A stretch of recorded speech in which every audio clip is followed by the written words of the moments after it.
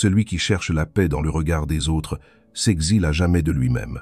Tu vis peut-être entouré, mais intérieurement, tu te sens seul. Car ta vie tourne autour de ce que les autres pensent, disent ou imaginent de toi. Tu avances comme un esclave invisible, enchaîné par des opinions, des jugements, des attentes.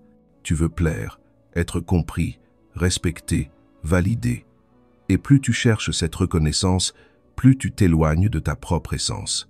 Le stoïcien, lui, a compris que la liberté commence quand le bruit du monde cesse d'avoir autorité sur ton âme. Ce que les autres pensent n'est qu'un écho passager. Ce que tu penses de toi-même, voilà ta forteresse. Dans cette vidéo, tu vas découvrir comment les sages de l'Antiquité ont appris à se détacher du regard d'autrui, à trouver dans le silence intérieur une puissance que rien ne peut atteindre. Si tu veux retrouver la paix, il faudra d'abord apprendre à être seul sans te fuir. Reste jusqu'à la fin, car je vais te révéler la vérité que même les stoïciens appelaient l'épreuve suprême, celle qui te libère du jugement des autres pour toujours. Commente cette phrase: « Je ne veux plus vivre pour être vu, mais pour être vrai. » Et si tu cherches la paix, abonne-toi maintenant. Le reste de ce voyage t'attend. Depuis les rues de Rome jusqu'aux écoles d'Athènes, les stoïciens ont compris une vérité que notre époque hyper-connectée a oubliée. Penser aux autres est souvent la plus subtile des servitudes. Marc Aurèle, empereur du monde et pourtant prisonnier de son rôle, écrivait dans ses pensées pour lui-même: « Que l'on parle bien ou mal de toi, rappelle-toi que tu es ce que tu es. » Cette phrase n'était pas une posture morale, mais une discipline mentale. Sénèque, lui, observait combien l'homme s'égare quand il fait dépendre son calme de la rumeur du forum, du regard des puissants ou du mépris des envieux. Et Épictète, esclave affranchi, résumait tout par une seule loi: il y a ce qui dépend de toi et ce qui n'en dépend pas. Penser aux autres plus qu'à soi-même, c'est confondre ces deux mondes. Le stoïcisme n'a jamais prêché l'indifférence froide, mais la souveraineté intérieure. L'homme libre, disait-il, n'est pas celui qui se coupe du monde, mais celui qui n'en est plus possédé. Aujourd'hui, nos chaînes sont invisibles. Ce sont les comparaisons, les réseaux, la peur d'être mal jugé. Nous avons remplacé le regard du Sénat par celui des écrans, et nos forums sont devenus des vitrines d'ego. Mais le mécanisme reste le même. Quand ton esprit cherche sa valeur à l'extérieur, il abdique son royaume intérieur. Le stoïcisme est ce retour radical à soi, ce rappel que la paix ne se mendie pas, elle s'impose par la maîtrise de ton attention. Il y a une forme d'esclavage qui ne laisse aucune trace visible, et pourtant elle consume des vies entières, celle de vivre à travers le regard des autres. C'est un poison lent, subtil, qui s'insinue dans la conscience comme une voix familière. Que vont-ils penser? Est-ce qu'ils m'aiment? Ai-je l'air ridicule? Ces questions deviennent la bande sonore de ton existence, jusqu'à ce que chaque geste, chaque choix, chaque mot soit contaminé par cette peur silencieuse d'être mal vu. Le stoïcien, lui, a vu ce piège depuis longtemps. Il savait que le monde extérieur n'est pas le tribunal de ton âme, mais un théâtre rempli d'opinions éphémères. Sénèque écrivait: « Celui qui vit pour l'opinion des autres meurt à chaque jugement. » Et c'est exactement ce que nous faisons aujourd'hui, mourir un peu plus à chaque fois que nous doutons de notre valeur, parce qu'un regard ne nous a pas validés. Le poison du regard des autres agit d'abord par flatterie. Tu veux être aimé, accepté, compris. Tu veux briller dans leurs yeux, comme un soleil qui tire sa lumière de l'admiration. Mais très vite, cette lumière devient ton oxygène. Tu ne respires plus sans elle. Tu deviens dépendant de la validation, esclave d'un sourire ou d'un silence. Et plus tu cherches cette reconnaissance, plus tu perds ton centre. Le stoïcien appelait cela l'aliénation de la raison, ce moment où tu confonds ce que tu es avec ce que les autres projettent sur toi. Cette dépendance au regard naît d'un oubli fondamental. Tu as oublié que ta valeur ne se mesure pas en reflet, mais en présence. Tant que tu cherches à être perçu, tu n'existes que dans l'œil d'autrui. Et cet œil est inconstant, capricieux, changeant selon ses humeurs, ses envies, ses blessures. Aujourd'hui, il t'élève, demain, il t'ignore. Et toi, tu oscilles là entre euphorie et chute, entre illusion et désespoir. L'âme qui vit dans le regard d'autrui ne se possède jamais. Elle flotte, elle dérive, au gré du vent social.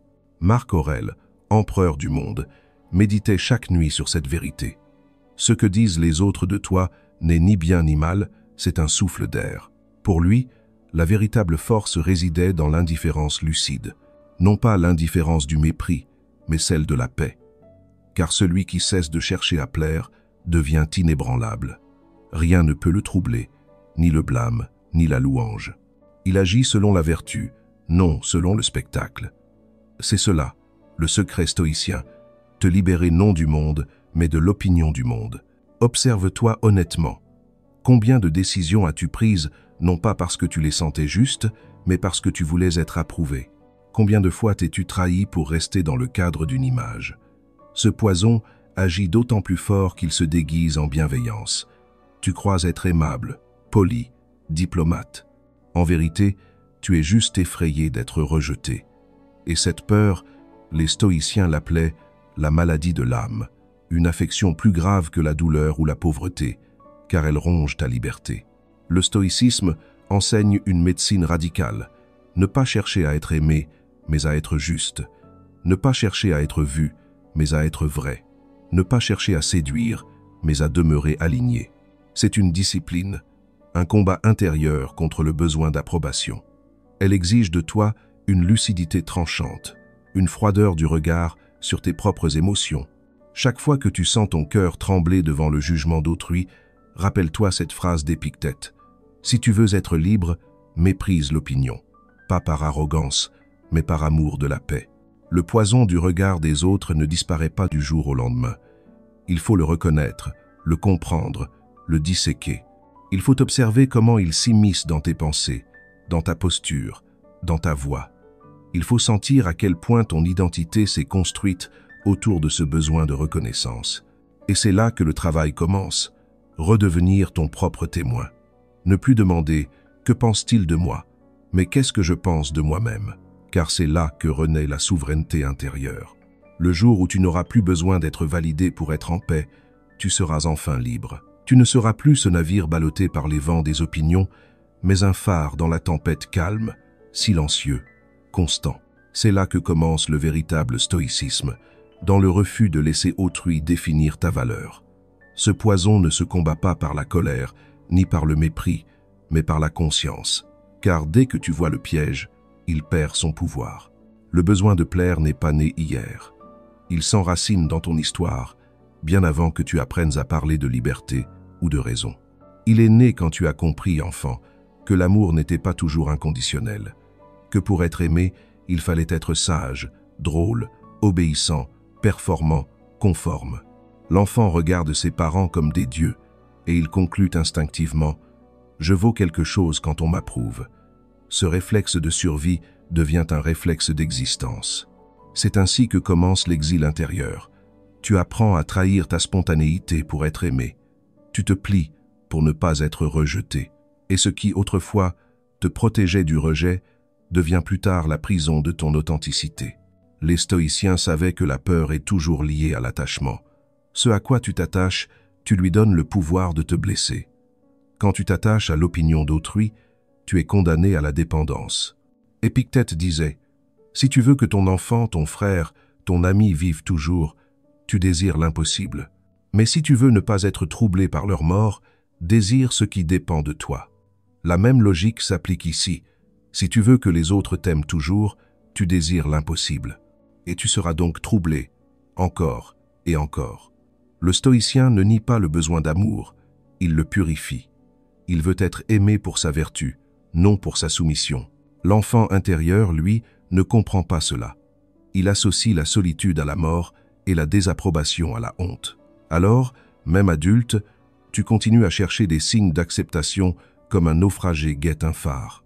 Tu souris quand tu veux crier, tu consens quand tu veux refuser, tu te justifies quand tu n'as rien à prouver, tu t'épuises à maintenir une image acceptable, comme si ton existence dépendait du reflet qu'on t'en renvoie.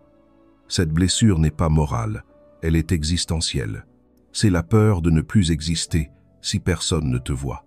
Sénèque écrivait « Celui qui cherche à plaire à tous n'appartient à personne, pas même à lui-même. » C'est le drame de notre époque. Nous confondons l'amour avec l'approbation et la paix avec l'acceptation sociale. L'enfant blessé en nous continue à courir, après un regard qui le rassure, alors que le sage apprend à se rassurer lui-même. Le stoïcisme, dans son essence, est une éducation de l'âme. Il enseigne à redevenir adulte intérieurement, à cesser de quémander ce que tu peux te donner. Le respect, la reconnaissance, la paix, la peur du rejet, si tu la regardes sans phare, est toujours une illusion. Ce que tu crains, ce n'est pas d'être rejeté par les autres, mais d'être confronté à ton propre vide. Tu redoutes ce moment où, sans miroir, tu devras te regarder en face. Mais c'est précisément ce face-à-face que le stoïcien recherche, car c'est là que commence la guérison. Marc Aurèle méditait chaque matin sur cette vérité. Ce que les autres pensent ne t'appartient pas. Ce que tu penses de toi-même, voilà ton royaume. En cessant de vouloir être aimé, tu redeviens entier. En cessant de vouloir être compris, tu redeviens libre. Le stoïcisme nous ramène à cette idée radicale. Personne ne peut te rejeter tant que tu ne te rejettes pas toi-même, car le rejet n'est douloureux que lorsqu'il réveille ta propre honte. Si tu t'acceptes dans ta vérité, même le mépris devient insignifiant. L'enfant blessé pleure quand on lui tourne le dos, mais l'homme sage se souvient que la solitude n'est pas un châtiment, c'est une initiation. Elle t'oblige à construire à l'intérieur ce que tu cherchais à l'extérieur. C'est là le cœur du travail stoïcien. Transformer la peur du rejet en amour de la vérité. Comprendre que chaque fois que tu choisis la sincérité plutôt que la conformité, tu grandis en puissance.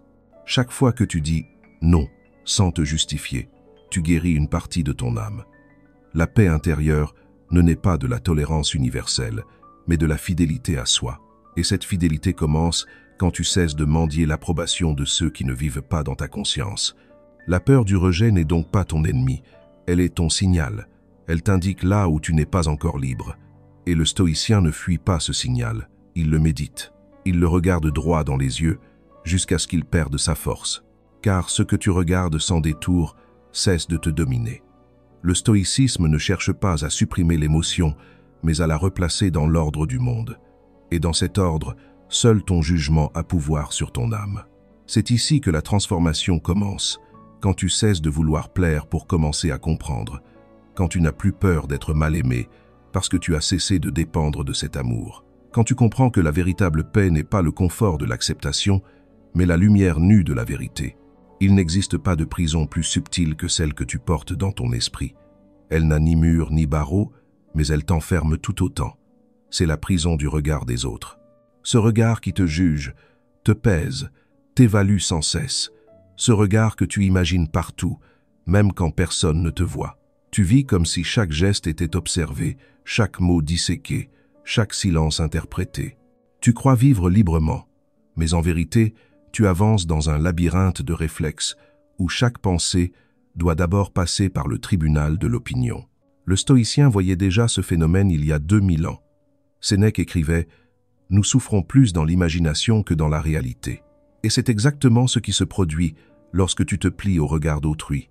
Tu t'inventes des spectateurs, des juges, des bourreaux qui n'existent pas. Tu te construis toi-même une scène sur laquelle tu joues un rôle, en oubliant que personne ne t'a demandé de jouer. Le regard des autres n'est plus alors une perception extérieure, c'est une voix intérieure qui te surveille.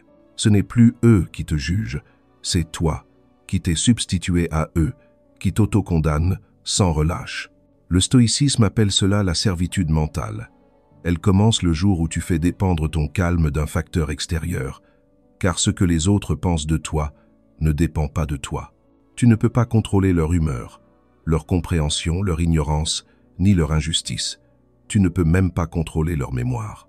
Tu veux plaire à des esprits que tu ne comprends pas, et qui, souvent, ne te comprennent pas non plus. Marc Aurèle le savait. Combien de ceux qui te louent ou te blâment seront bientôt poussière, et toi avec eux. Voilà le ridicule tragique de notre époque. Nous sacrifions notre paix éternelle pour quelques secondes de validation éphémère. Le regard des autres devient prison parce qu'il crée un double en toi. Un « moi social » qui n'existe que pour être accepté. Et plus tu nourris ce double, plus il étouffe ton être réel. Tu te demandes sans cesse « Que penseront-ils si je dis cela, si je porte cela, si j'échoue ?» Tu vis alors non pour expérimenter la vie, mais pour la rendre présentable. Tu deviens acteur de ton propre mensonge. Et plus tu vis sous ce masque, plus le silence te fait peur, car dans le silence, le masque tombe. Le stoïcien, lui, s'entraîne à vivre sans spectateur. Il cherche l'approbation de sa conscience, non celle des foules. Il sait que l'opinion est changeante comme le vent, mais que la vertu demeure. Sénèque disait « La plus grande bénédiction est de se suffire à soi-même. Ce n'est pas de l'orgueil, c'est une exigence spirituelle. Car tant que tu dépends de l'opinion, tu ne peux pas connaître la paix. Tant que tu cherches à briller, tu ne peux pas être vrai. Tant que tu veux plaire, tu ne peux pas être libre. Observe-toi dans la vie quotidienne. Quand tu postes une photo, attends-tu la validation avant de la trouver belle? Quand tu parles, écoutes-tu vraiment? Ou calcules-tu l'effet que tes mots produiront? Quand tu prends une décision, la fais-tu pour toi ou pour l'image que tu veux donner? Chacune de ces micro-observations révèle une cage invisible. Et cette cage, tu l'entretiens toi-même à chaque fois que tu préfères l'apparence à la vérité. Épictète enseignait à ses disciples une pratique radicale. Avant chaque action, demande-toi si elle dépend de toi. Si la réponse est non, renonce à t'en préoccuper. Cette méthode, appliquée au regard des autres, est une libération. Le jugement d'autrui ne dépend pas de toi. Leur amour, leur compréhension, leur respect, rien de cela ne t'appartient. Ce qui t'appartient, c'est ton intention, ta lucidité, ton intégrité. Quand tu vis selon ces principes, tu redeviens maître de toi-même. Mais le piège, aujourd'hui, est plus sophistiqué que jamais. Le regard des autres n'est plus seulement celui des proches ou des collègues, c'est celui du monde entier. Nous portons dans nos poches des temples numériques où chacun s'exhibe, où chaque like devient une goutte de reconnaissance, où chaque absence d'attention devient une blessure. Nous nous sommes habitués à mesurer notre valeur par des chiffres et des applaudissements virtuels. Or, le stoïcien t'aurait dit « Tu ne peux être libre dans une arène où tout le monde mendie l'approbation. » Le regard des autres n'est pas seulement extérieur, il façonne aussi ton monde intérieur. Il t'apprend à douter de tes instincts, à taire ton intuition, à réprimer ta nature. Tu deviens ce que tu crois qu'on attend de toi, et peu à peu, tu ne sais plus qui tu es sans le miroir des autres. C'est alors que la prison devient totale. Tu n'es plus seulement observé, tu t'observes toi-même, à travers leurs yeux. La sortie de cette prison ne passe pas par le mépris des autres, mais par la réappropriation de ton regard. Le stoïcisme t'invite à retourner la lumière vers l'intérieur, à cesser de demander « Que pense-t-il de moi ?» pour demander « Qu'est-ce que je pense, moi, du monde ?» Car dans cette inversion, tu redeviens le sujet de ta propre vie. Tu redeviens le regardeur, non le regardé. Marc Aurèle notait dans ses carnets « L'homme cherche la gloire comme une ombre. Si tu cesses de la poursuivre, elle te suit. Si tu la poursuis, elle te fuit. » Voilà la clé. Quand tu n'as plus besoin du regard des autres, tu redeviens fascinant sans le vouloir. Ton calme devient magnétique, ta sincérité devient rare. Le monde alors te respecte non parce que tu le cherches, mais parce que tu n'en dépends plus. Le regard des autres cessera d'être une prison le jour où tu comprendras qu'il ne te définit pas, il te reflète seulement. Il ne dit rien de ton essence, mais tout de leur projection. La sagesse stoïcienne ne te demande pas de fuir le monde, mais de ne plus t'y dissoudre, d'être dans le monde comme un rocher dans la mer. Les vagues te frappent, mais tu restes entier. La paix ne vient pas du retrait, mais de la fermeté intérieure.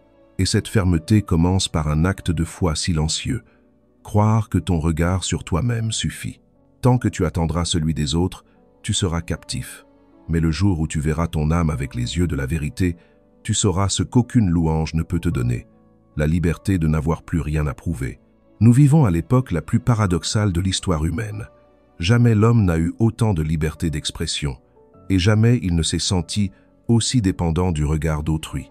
Les réseaux sociaux ont transformé nos âmes en vitrines, nos vies en spectacles, nos émotions en performances. Ce que nous appelons aujourd'hui « partager », les stoïciens l'auraient nommé « s'exposer ». Et ce besoin constant d'être vu, liké, reconnu n'a rien d'anodin. Il est le symptôme d'une société qui a remplacé la vertu par la visibilité. Chaque jour, des millions d'êtres humains se lèvent avec une question en tête. Que vais-je montrer de moi aujourd'hui? Non plus « qui suis-je ?» mais « comment vais-je apparaître ?» Et cette simple inversion a suffi à bouleverser notre rapport au réel. L'identité n'est plus un être, mais un projet d'image.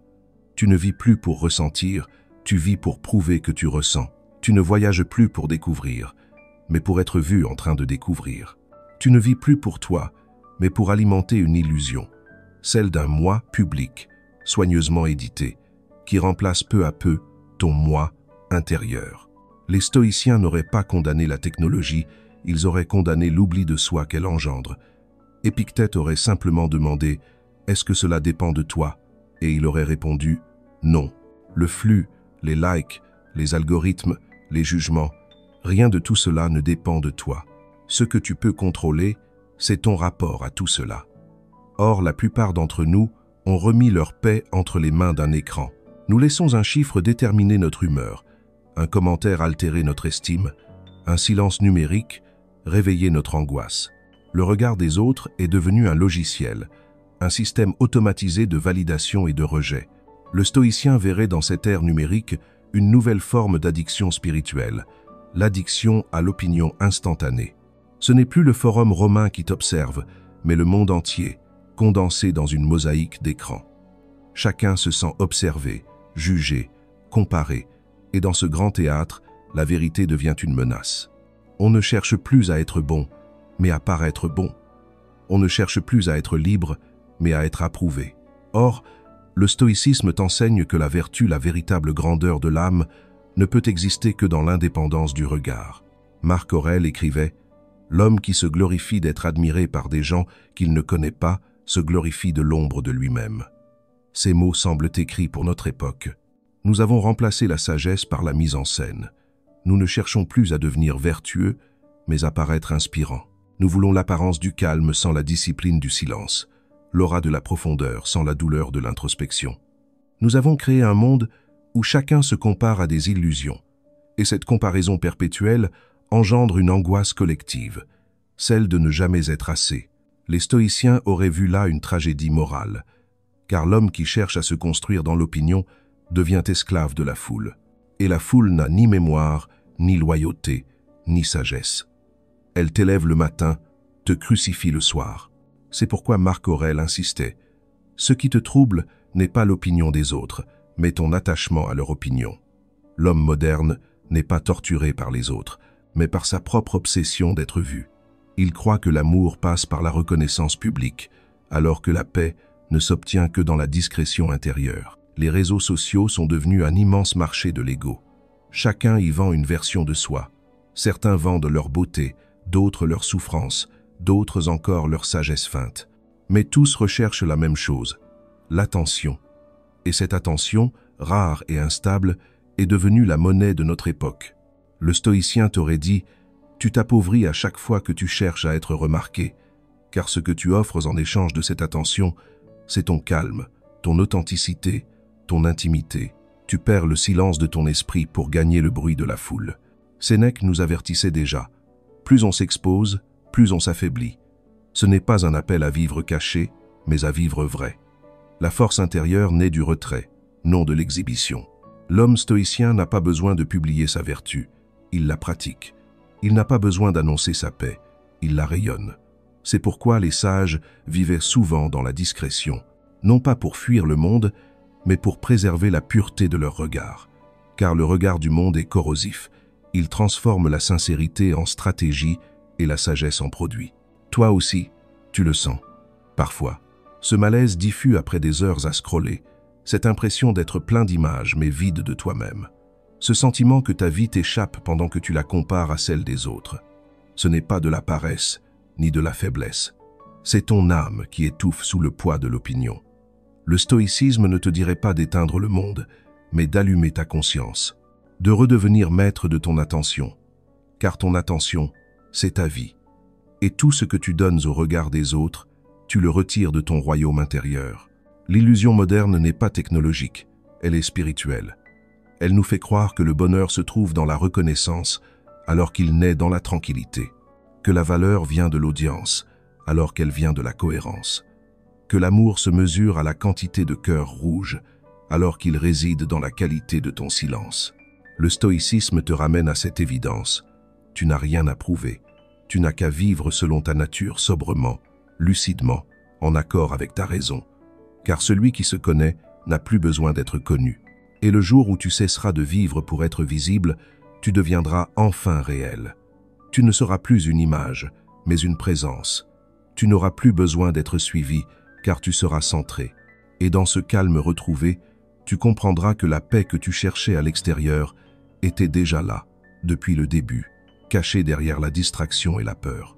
Le stoïcisme n'est pas une philosophie du retrait, mais une discipline du regard. Voir sans se perdre, agir sans se justifier, être sans exhiber. Le détachement n'est pas une fuite du monde, mais un triomphe sur lui. C'est la plus haute forme de lucidité que l'homme puisse atteindre. Le stoïcien ne méprise pas la vie, il la voit telle qu'elle est, changeante, fragile, imprévisible. Et parce qu'il l'accepte, il cesse d'en être prisonnier. Le détachement dans la pensée stoïcienne n'est pas une froide indifférence, mais une maîtrise de la perception. Ce n'est pas ne rien ressentir, c'est ne pas être possédé par ce que l'on ressent. Sénèque l'écrivait magnifiquement. Ce n'est pas l'événement qui trouble l'homme, mais l'idée qu'il s'en fait. C'est cette idée, cette interprétation, ce jugement, que le sage apprend à dominer.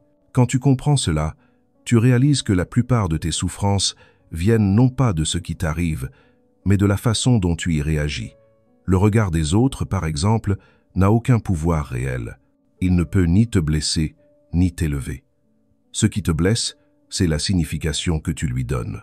Ce qui te trouble, c'est ton attachement à ce regard. Le stoïcien t'enseigne à couper ce lien invisible, à reprendre possession de ton jugement. Car la liberté, disait Épictète, ne consiste pas à faire ce que tu veux, mais à vouloir ce que tu fais. Et vouloir ce que tu fais, c'est être maître de ton interprétation. Le détachement commence donc dans la conscience. C'est un art, un entraînement quotidien. Il s'agit d'apprendre à observer sans s'identifier, à ressentir sans se perdre. Quand quelqu'un te critique, tu peux choisir de réagir ou de comprendre. Quand quelqu'un t'ignore, tu peux choisir de souffrir ou d'accepter. L'événement extérieur reste le même, mais ta perception en change tout le poids. Le stoïcien devient ainsi un alchimiste de l'âme. Il transforme l'injustice en sagesse, la perte en force, la solitude en liberté. Marc Aurèle répétait souvent « Rappelle-toi que tu as le pouvoir de ne pas avoir d'opinion ». C'est l'une des phrases les plus révolutionnaires de la philosophie antique. Ne pas avoir d'opinion, cela signifie refuser de juger dans la hâte, refuser de t'attacher à une émotion passagère, refuser de donner à l'événement plus de pouvoir qu'il n'en a. C'est la discipline du calme. Tu cesses d'être une feuille emportée par le vent des impressions et tu deviens le tronc qui résiste, silencieux. Le détachement n'est pas un renoncement à aimer, il est la purification de l'amour. Aimer sans attendre, c'est aimer dans la paix. Aimer sans posséder, c'est aimer dans la vérité. Aimer sans dépendre, c'est aimer en liberté. Le stoïcien aime profondément, mais sans angoisse, car il sait que tout ce qui est extérieur à lui peut lui être retiré, et il l'accepte. Cette acceptation n'est pas de la résignation, mais de la force, car celui qui accepte ne subit plus. Il transforme la fatalité en accord. Dans le stoïcisme, le détachement repose sur une distinction essentielle, ce qui dépend de toi et ce qui n'en dépend pas. Tout ce qui relève de ton jugement, de ton intention, de ta vertu, dépend de toi. Tout le reste, les opinions, les circonstances, les réactions des autres, ne t'appartient pas. Et pourtant, la plupart des hommes consacrent leur énergie à contrôler ce qu'ils ne peuvent pas contrôler et négligeant ce qu'ils pourraient transformer. Voilà pourquoi ils vivent dans l'agitation. Le détachement consiste à rediriger ton attention vers ton domaine intérieur, là où ton pouvoir est réel. Mais ce n'est pas facile. Le détachement te confronte à ta peur du vide. Quand tu cesses de t'accrocher, tu ressens d'abord un vertige. Ce vertige, c'est le manque d'attachement qui te faisait croire que tu existais. Tu as tellement lié ton identité à l'opinion, à la réussite, à la relation, que sans cela tu ne sais plus qui tu es. C'est ici que le stoïcien se distingue. Il ne fuit pas ce vertige, il le traverse. Il médite dessus jusqu'à ce qu'il découvre qu'au fond du vide, il y a la paix. Sénèque l'expliquait à Lucilius. Ce que tu crains de perdre n'est jamais à toi. C'est une vérité cruelle, mais libératrice. Tu n'as jamais possédé ce que tu ne peux pas contrôler. Ni l'amour des autres, ni leur estime, ni leurs promesses. Tu peux seulement offrir, sans exiger, agir, sans t'attacher aux résultats. C'est cela, l'acte stoïcien. Donner le meilleur de soi, sans dépendre du retour. La vie devient alors un exercice de vertu, non une quête de validation. Le détachement n'est pas une posture intellectuelle, c'est une discipline spirituelle. Chaque jour, tu dois t'entraîner à distinguer entre ce qui est moi et ce qui est hors de moi. Quand tu sens une émotion te troubler, tu dois te demander « Est-ce que cela dépend de moi ?» Si la réponse est non, laisse-la passer. Si la réponse est oui, agis avec calme. Cette simple question transforme ton existence. Tu ne subis plus, tu choisis. Tu ne réagis plus, tu réponds. Le détachement stoïcien, enfin, est une forme de foi. Non pas foi en un Dieu extérieur, mais foi en l'ordre du monde. Les stoïciens appelaient cela le logos, la raison universelle qui gouverne tout. Croire en cet ordre, c'est cesser de résister à ce qui est. C'est comprendre que tout ce qui t'arrive, même la douleur, peut devenir matière à croissance. Épictète disait « Ne cherche pas que les événements arrivent comme tu veux, mais veux qu'ils arrivent comme ils arrivent, et tu seras heureux. » Voilà le détachement parfait, l'accord total entre ta volonté et la réalité. Tu ne trouveras pas la paix dans le contrôle, mais dans la confiance. Pas dans la possession, mais dans la lucidité. Pas dans le cri, mais dans le silence. Car le détachement, au fond, n'est rien d'autre que cela. La décision intérieure de ne plus être esclave de rien, pas même de soi-même. Le jour où tu comprendras que le monde extérieur ne te doit rien, tu cesseras enfin de lui en vouloir. Et c'est là, dans cette humble acceptation, que naît la paix véritable. Le silence est devenu une forme de rébellion. Dans un monde où chacun cherche à justifier, à convaincre, à plaire, celui qui se tait devient un mystère, et donc un être libre. C'est dans le silence que le stoïcien retrouve sa véritable puissance. Non pas le silence du mutisme, mais celui de la maîtrise. Le choix conscient de ne pas répondre à tout, de ne pas se défendre devant l'incompréhension, de ne pas gaspiller son énergie à vouloir corriger les perceptions d'autrui. Car le besoin d'expliquer naît d'un manque de paix. Plus tu cherches à être compris, plus tu trahis ton calme intérieur. Le silence stoïcien n'est pas une absence de mots, c'est une présence plus grande. Il n'est pas vide, il est dense. Il est le lieu où les tempêtes du monde ne pénètrent plus. Sénèque écrivait « La tranquillité ne dépend pas du silence autour de toi, mais de la paix en toi. » Ce silence, le sage le cultive comme un sanctuaire. C'est là qu'il observe ses pensées, qu'il distingue l'essentiel du futile, le réel de l'opinion. Dans ce silence, il cesse d'être un acteur social et redevient un être spirituel. Tu crois peut-être que ton problème est d'être mal compris. En réalité, ton problème est de vouloir l'être. Tu dépenses ton énergie à corriger des images qui ne t'appartiennent pas, à convaincre ceux qui n'ont pas la capacité de te voir. Tu parles, tu expliques, tu justifies, et chaque mot te vide un peu plus. Le stoïcien, lui, sait qu'il n'a rien à défendre. Sa vérité ne dépend pas de l'acceptation d'autrui, elle se suffit à elle-même. Ce qu'il pense, il le vit. Ce qu'il vit, il n'a pas besoin de le prouver. Cesser d'expliquer, c'est cesser de vouloir plaire. Et c'est là le cœur du silence intérieur. Tant que tu veux être aimé de tous, tu es condamné à parler trop, à promettre trop, à t'excuser trop. Le stoïcien apprend à dire moins et à être plus. Il sait que chaque justification est une chaîne invisible, chaque réaction une perte de souveraineté. Épictète le disait sans détour. Si quelqu'un te blâme et que cela est faux, ne le contredis pas. Il se contredira lui-même. C'est cela, la grandeur tranquille du silence. Le silence n'est pas une faiblesse, c'est une affirmation invisible. C'est dire au monde « Je n'ai plus besoin de ton accord pour exister ». C'est la victoire sur le bavardage intérieur, sur cette agitation qui te pousse à te défendre contre chaque opinion. Car, en vérité, personne ne te juge vraiment. Chacun projette sa propre confusion. Si tu comprends cela, le bruit cesse de t'atteindre. Tu deviens comme une montagne au milieu des voix. Le vent parle, les hommes crient, mais la montagne demeure. Le silence, c'est la force des âmes claires, celles qui n'ont plus besoin de séduire, ni d'expliquer, ni de se justifier. C'est le refus du théâtre des apparences. Le stoïcien ne cherche pas à paraître humble ou paraître fort. Il est ce qu'il est. Et ce être silencieux déstabilise le monde. Car la société moderne se nourrit du bruit, de l'opinion, du commentaire. Elle te veut réactif, accessible, prévisible. Le silence, lui, t'arrache à ce circuit. Il te rend imprévisible, donc redoutable. Mais ce silence-là demande du courage. Il faut accepter de ne pas tout expliquer, de ne pas être compris, de ne pas être aimé. Il faut apprendre à observer les malentendus sans se défendre. Le sage choisit ce combat. Il sait que chaque mot prononcé pour se justifier est un aveu de dépendance. Il sait que le vrai pouvoir se tient dans le calme, non dans le cri. Le silence n'est pas l'absence de réponse, c'est la réponse la plus haute, celle qui dit « Je n'ai rien à prouver, car ma conscience me suffit ». Marc Aurèle écrivait « Sois comme le rocher sur lequel se brisent les vagues. Ce rocher ne répond pas, il ne s'explique pas, il endure. Et c'est précisément ainsi qu'il triomphe, par sa constance. De même, ton silence n'est pas passivité, c'est maîtrise. Chaque fois que tu refuses de réagir à la provocation, tu gagnes en puissance. Chaque fois que tu laisses les mots des autres se dissoudre dans ton calme, tu franchis un degré de liberté. Le silence stoïcien n'est pas une fuite du conflit, mais un dépassement du conflit. Cesser d'expliquer, c'est cesser de vivre pour convaincre. C'est faire confiance à la cohérence de ton être. Tu n'as pas besoin de plaider ta cause si ta vie parle pour toi. Et tu n'as pas besoin de parler de paix quand tu l'incarnes. Le silence est donc un miroir.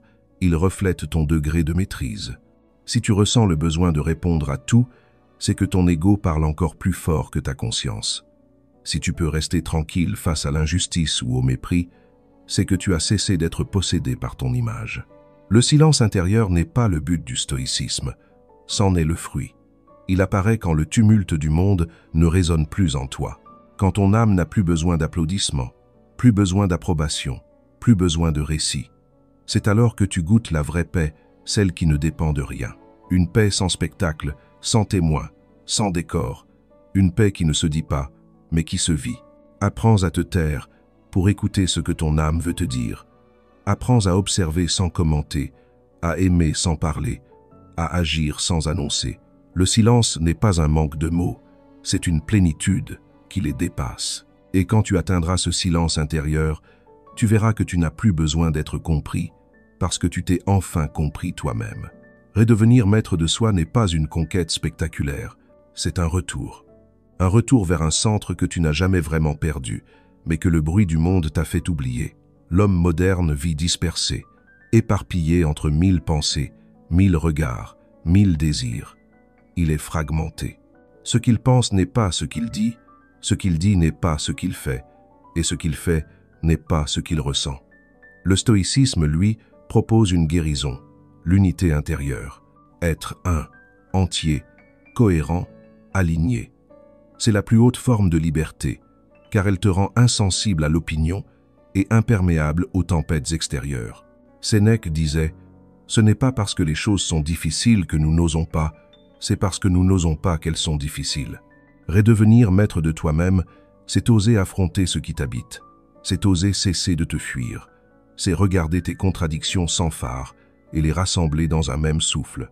Tant que tu dépends du regard des autres, tu vis écartelé entre ce que tu veux être et ce que tu crois devoir paraître.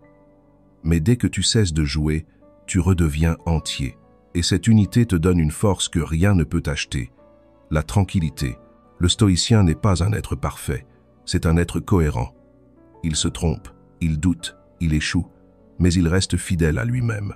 Son calme ne vient pas d'une vie facile, mais d'une volonté disciplinée. Il s'efforce de gouverner ses pensées comme un roi gouverne son royaume, avec fermeté et justice. Chaque émotion, chaque désir, chaque peur passe devant le tribunal de sa raison, non pour être nié, mais pour être compris. Car la maîtrise de soi ne consiste pas à étouffer tes émotions, mais à les ordonner. Marc Aurèle le disait avec une clarté désarmante. La vie d'un homme est ce que font de lui ses pensées. Si tes pensées sont dispersées, ta vie le sera aussi. Si tes pensées sont ordonnées, ta vie deviendra simple. C'est cela, l'unité intérieure. Harmoniser ton esprit avec ta parole avec ton action, et ton action avec la vertu. Le chaos intérieur vient du décalage entre ce que tu sais et ce que tu fais. Tu connais la vérité, mais tu vis encore dans le mensonge du paraître. Le stoïcisme est la pratique quotidienne qui te ramène, pas à pas, à cette cohérence perdue. Être maître de soi, c'est ne plus être manipulé par les événements. Ce n'est pas nier la douleur, c'est refuser qu'elle te gouverne. Ce n'est pas éviter les gens, c'est ne plus dépendre de leurs humeurs. Le stoïcien regarde le monde comme un marin regarde la mer. Il sait qu'il ne peut pas contrôler les vagues, mais il peut ajuster sa voile. Et c'est cette lucidité qui le rend calme. La paix n'est pas l'absence de mouvement, mais la maîtrise du mouvement. L'unité intérieure naît de la confiance. Non pas la confiance en la chance, mais en ta propre faculté de raisonner, de choisir, d'endurer. C'est cette confiance qui te permet de marcher dans le monde sans t'y perdre. Elle t'apprend à agir sans t'attacher aux résultats, à parler sans craindre le jugement, à aimer sans te trahir. Quand tu es maître de toi, tu ne cherches plus à convaincre, ta simple présence suffit. Tu n'as plus besoin de briller ton calme éclair. Tu n'as plus besoin de vaincre, ta constance triomphe pour toi. Mais redevenir maître de soi demande une discipline lente, patiente, quotidienne. C'est un travail silencieux, invisible, souvent douloureux. Il faut apprendre à t'arrêter avant de réagir, à respirer avant de répondre, à penser avant d'agir. Il faut te surprendre dans le feu de l'émotion et t'interroger. Est-ce moi qui parle ou ma peur? Est-ce ma raison ou mon orgueil? Cette introspection devient une seconde nature. Et peu à peu, tu cesses de vivre dans l'automatisme. Tu deviens conscient, souverain, entier. Le stoïcisme n'est pas un idéal abstrait, c'est une forge. Chaque jour, tu y façonnes ton caractère. Chaque décision est un marteau, chaque erreur, une leçon. Et à force de forger, le métal brut devient une lame, tranchante, stable, claire. L'unité intérieure, c'est cela devenir une lame calme dans le tumulte. Non pas pour blesser, mais pour couper les illusions, les attachements, les peurs. Un jour, tu comprendras que la paix intérieure n'a jamais dépendu des autres, que tu pouvais la cultiver à tout moment, simplement en choisissant la cohérence, que tu pouvais être libre même au milieu du tumulte, parce que la liberté n'est pas un lieu, c'est un état d'esprit. Le stoïcien vit dans le monde, mais son royaume est intérieur. On peut tout lui prendre, sauf son jugement. On peut le blâmer, le trahir, le ridiculiser.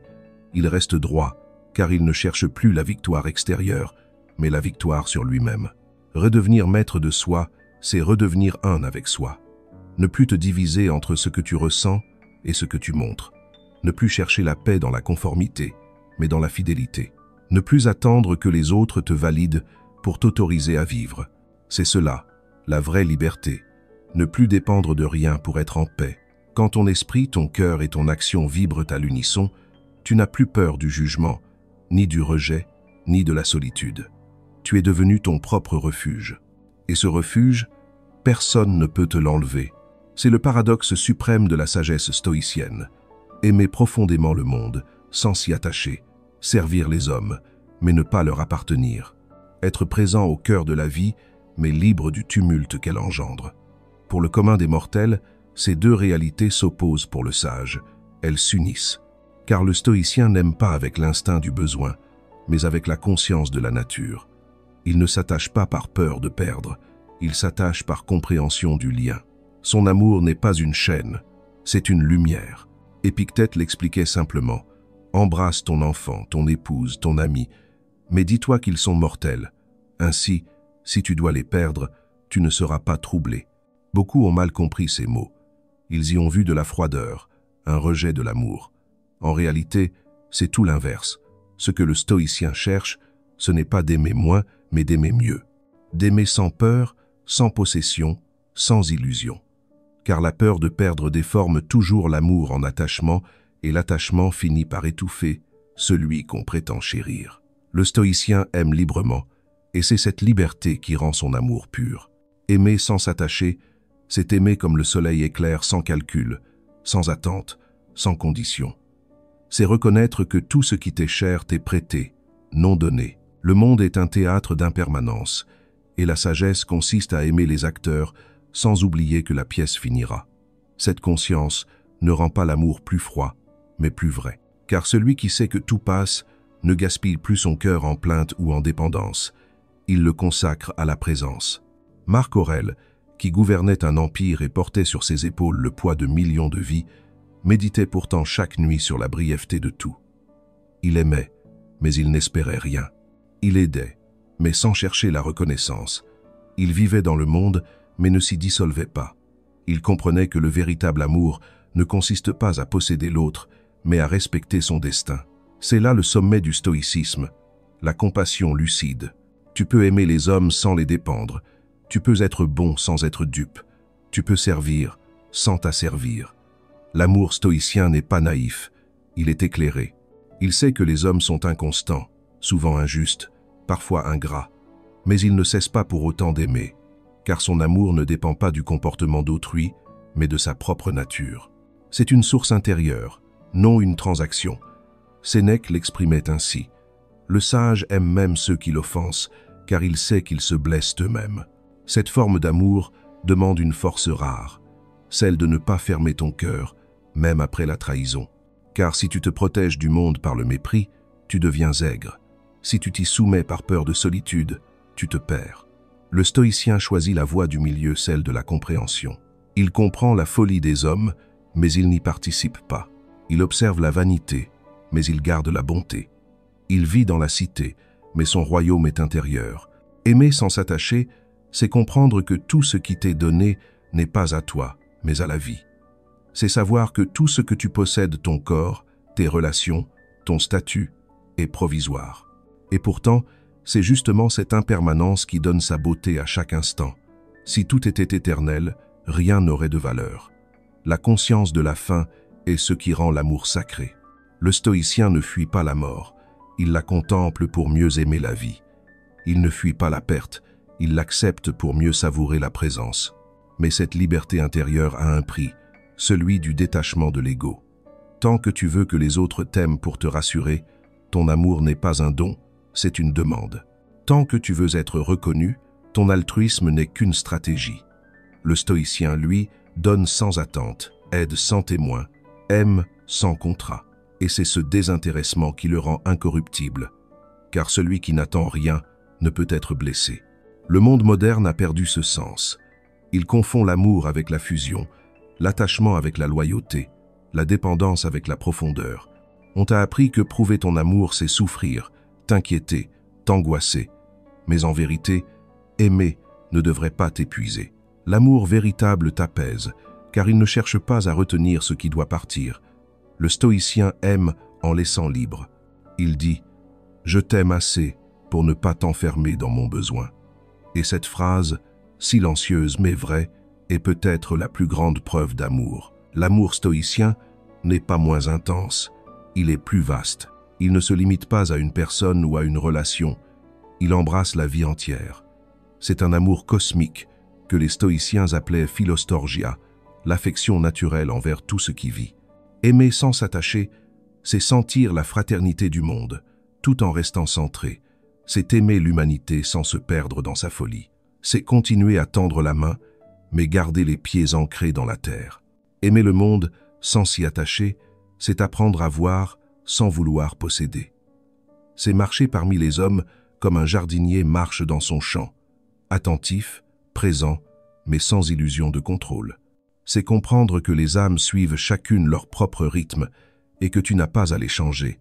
Ton rôle est d'être, non de modeler, d'éclairer, non d'imposer, de servir, non de plaire. Quand tu atteins ce degré de détachement, l'amour cesse d'être une faiblesse et devient une force. Tu n'aimes plus parce que tu as besoin de quelqu'un. Tu aimes parce que tu es plein. Tu n'attends plus qu'on t'aime pour te sentir vivant. Tu aimes parce que tu l'es déjà. Et cette plénitude calme, cette douceur lucide, est la marque des âmes libres. Le paradoxe stoïcien n'est donc pas une contradiction, mais une révélation. Ce n'est qu'en cessant de t'attacher que tu peux vraiment aimer. Ce n'est qu'en cessant de posséder que tu peux vraiment goûter. Ce n'est qu'en cessant de vouloir être compris que tu peux enfin comprendre. Le stoïcien ne se coupe pas du monde, il l'aime d'un amour qui ne demande rien. Et c'est dans cet amour détaché que naît la paix intérieure, celle qui ne dépend plus de personne, mais éclaire tout. Il y a une illusion plus dangereuse que le tumulte du monde, c'est celle du calme orgueilleux. Beaucoup, en cherchant la paix, finissent par devenir prisonniers d'une nouvelle forme d'ego. Ils ne se battent plus pour être admirés du monde, mais pour être admirés d'eux-mêmes. Ils se regardent être sages. Ils se comparent dans le silence, comme d'autres se comparent dans le bruit. Le stoïcien, lui, se méfie de cette tentation invisible, l'orgueil spirituel, cette satisfaction subtile de se croire supérieur parce qu'on souffre moins, qu'on parle peu, qu'on comprend ce que les autres ignorent. Et pourtant, cet orgueil est plus redoutable que la vanité du monde, car il se déguise en vertu. Sénèque l'avait déjà observé. Certains fuient le monde non pour se purifier, mais pour se distinguer. Voilà le cœur du piège. Quand la paix devient une identité, elle cesse d'être une vérité.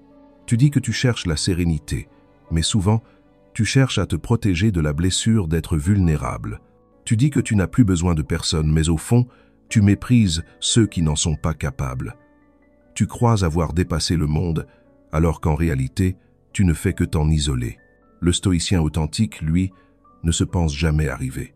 Car la sagesse, dans sa conscience, n'est pas un état, mais un chemin. L'ego spirituel se nourrit du langage de la sagesse, mais il en ignore le cœur. Il dit « je suis détaché », mais il se crispe à la moindre contradiction. Il dit « je ne cherche plus la reconnaissance », mais il attend qu'on remarque son calme. Il dit « je ne juge plus », mais il méprise ceux qui jugent. Cet ego raffiné n'élève pas ton âme, il la paralyse. Il te fait croire que tu es libre, alors que tu es simplement enfermé dans une cage dorée, celle de ton image spirituelle. Marc Aurèle, dans sa lucidité impériale, s'en méfiait aussi. Ne te glorifie pas d'être tempérant, ni juste, ni patient. Si tu l'es vraiment, ces qualités parleront d'elles-mêmes. Le stoïcien ne dit pas qu'il est sage, il agit avec sagesse. Il ne parle pas de paix, il en est le témoin.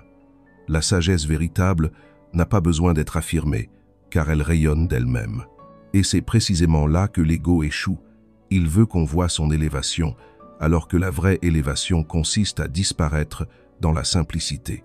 Le stoïcisme n'est pas une posture de supériorité morale, c'est une humilité radicale. Le sage ne se croit pas au-dessus, il se sait dedans. Il vit dans le même monde que les ignorants, mais il ne réagit plus comme eux. Il voit leurs faiblesses, mais il les reconnaît comme les siennes. Car il sait que rien de ce qui est humain ne lui est étranger. Il ne méprise pas le bruit. Il comprend ce qu'il cache, la peur, le vide, la confusion. Et c'est pourquoi son calme ne condamne pas, il console. L'ego spirituel, lui, ne console personne. Il sépare, il crée une frontière entre ceux qui savent et ceux qui dorment. Il transforme la sagesse en étendard, la lucidité en jugement. Tu sais alors de parler aux autres pour les comprendre. Tu leur parles pour leur prouver que tu as compris. Et plus tu crois t'élever, plus tu t'éloignes de la véritable paix. Car la paix stoïcienne ne se mesure pas au silence des lèvres, mais à celui du cœur. Le stoïcien authentique ne cherche pas à paraître calme. Il cherche à rester juste. Il sait que même dans le calme, l'ego peut se cacher, qu'on peut méditer avec arrogance, se taire avec mépris et pratiquer la vertu pour être vu. C'est pourquoi il s'examine sans cesse. Il scrute ses motivations, ses réactions, ses attachements cachés, non pour se juger, mais pour rester vrai. L'humilité stoïcienne est la vigilance de l'âme. Elle consiste à se rappeler chaque jour « Je ne suis pas sage, j'essaie de le devenir ». Sénèque, dans ses lettres, rappelait souvent à Lucilius « Ce n'est pas en citant les philosophes que tu deviendras vertueux, mais en agissant comme eux. Les mots ne prouvent rien. » Le calme affiché ne garantit pas la paix intérieure. Parfois, celui qui se dit détaché est simplement épuisé. Parfois, celui qui semble serein est juste résigné. Le stoïcien, lui, cherche la clarté, pas le rôle. Il préfère être vrai dans le chaos que faux dans la tranquillité. Le danger de l'ego spirituel, c'est qu'il te fait croire que tu es arrivé. Tu cesses de te remettre en question. Tu te figes dans une idée de toi-même. Or, pour le stoïcien, le mouvement intérieur ne s'arrête jamais. Chaque jour, il recommence à zéro.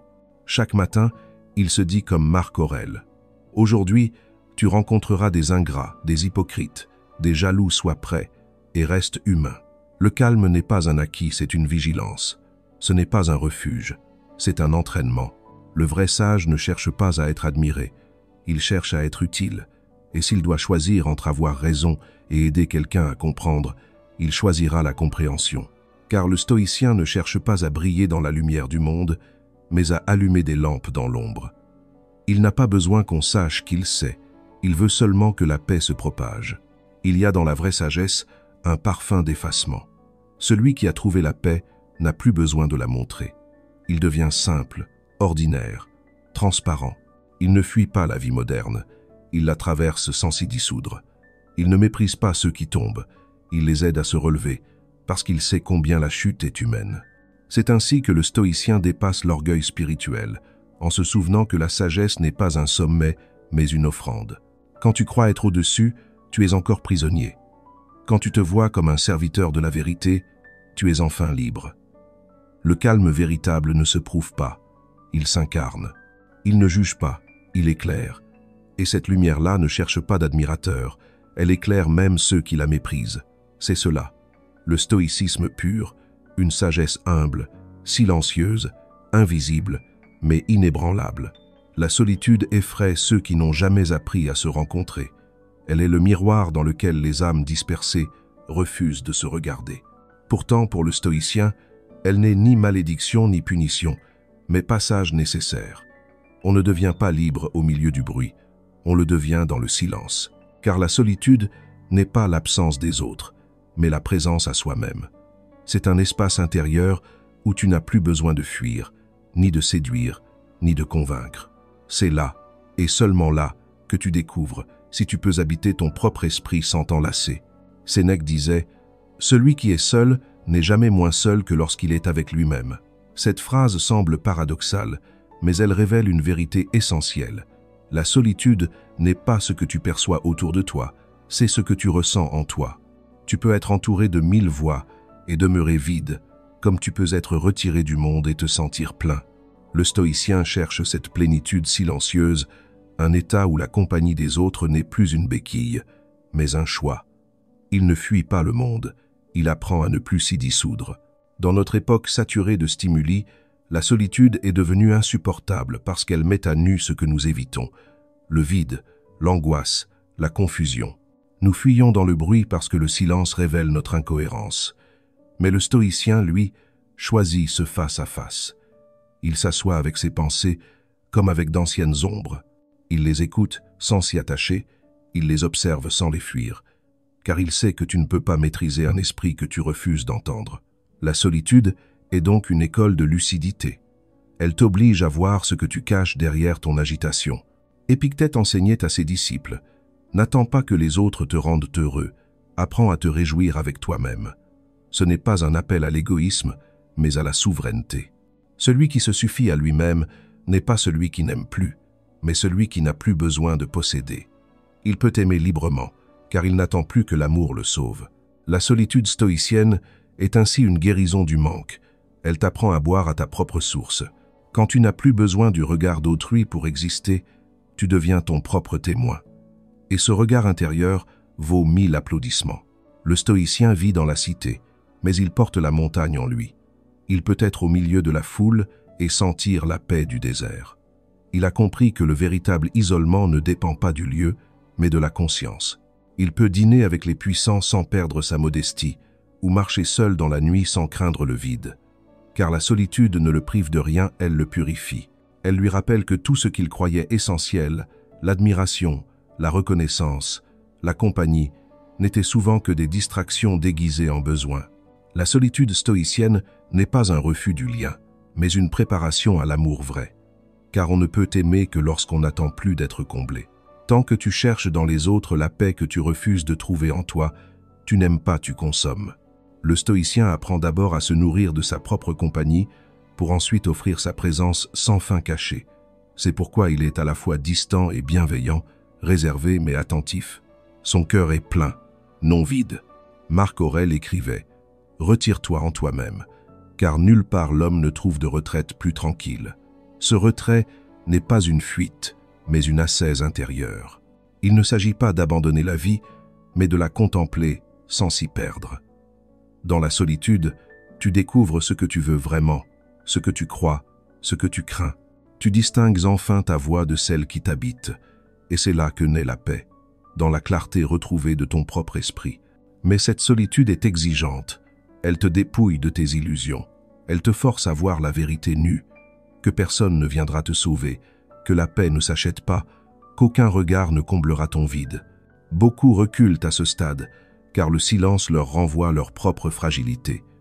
Mais le stoïcien reste, il accepte le vertige, il contemple ce vide jusqu'à ce qu'il y découvre une présence, la sienne. Et dans ce moment, quelque chose d'immense se produit, tu cesses d'être seul. Car au fond, la solitude n'est pas le contraire de la communion, c'en est la condition. Celui qui ne sait pas être seul ne sait pas aimer. Celui qui n'a pas fait la paix avec sa propre voix se perdra toujours dans celle des autres. Le stoïcien apprend donc à s'aimer comme il aimerait un ami, sans complaisance, sans exigence, mais avec fidélité. Il devient son propre refuge, son propre conseiller, son propre compagnon. Et de cette amitié intérieure naît une stabilité que rien ne peut ébranler. Alors la solitude cesse d'être un poids, elle devient un privilège. Elle n'est plus une absence, mais une respiration. Elle te rend disponible à ce qui est vrai. Elle te permet de goûter à la vie sans t'y accrocher, d'écouter sans vouloir répondre, d'exister sans vouloir paraître. La solitude stoïcienne n'est pas un désert, c'est un jardin secret. Et celui qui apprend à s'y asseoir en paix devient, selon les mots de Sénèque, un dieu parmi les hommes. Le monde moderne a peur de la solitude parce qu'il a peur du silence, et il a peur du silence parce qu'il a peur de la vérité. Le stoïcien, lui, entre dans ce silence comme dans un temple, car c'est là, dans cette absence de bruit, que Dieu murmure. Ce n'est pas un silence vide, mais un silence habité. Et quand tu apprends à l'aimer, tu découvres ce que les foules ont oublié. La liberté ne se trouve pas dans la compagnie, mais dans la conscience. Marc Aurèle fut sans doute l'un des hommes les plus puissants de son temps, mais aussi l'un des plus lucides sur la vanité de toute puissance. Il gouvernait des empires, commandait des armées, signait la vie et la mort de milliers d'hommes. Et pourtant, dans ses pensées pour lui-même, il écrivait « Bientôt, tu auras tout oublié, et tous t'auront oublié ». Cette phrase simple et implacable résume l'essence de la sagesse stoïcienne. Rien de ce que le monde admire ne dure. La gloire est une ombre, l'opinion un mirage, et la mémoire humaine un souffle de poussière. Le stoïcien ne cherche pas à être éternel dans la bouche des autres, mais dans la vérité de son âme. Marc Aurèle méditait souvent sur la petitesse du regard humain.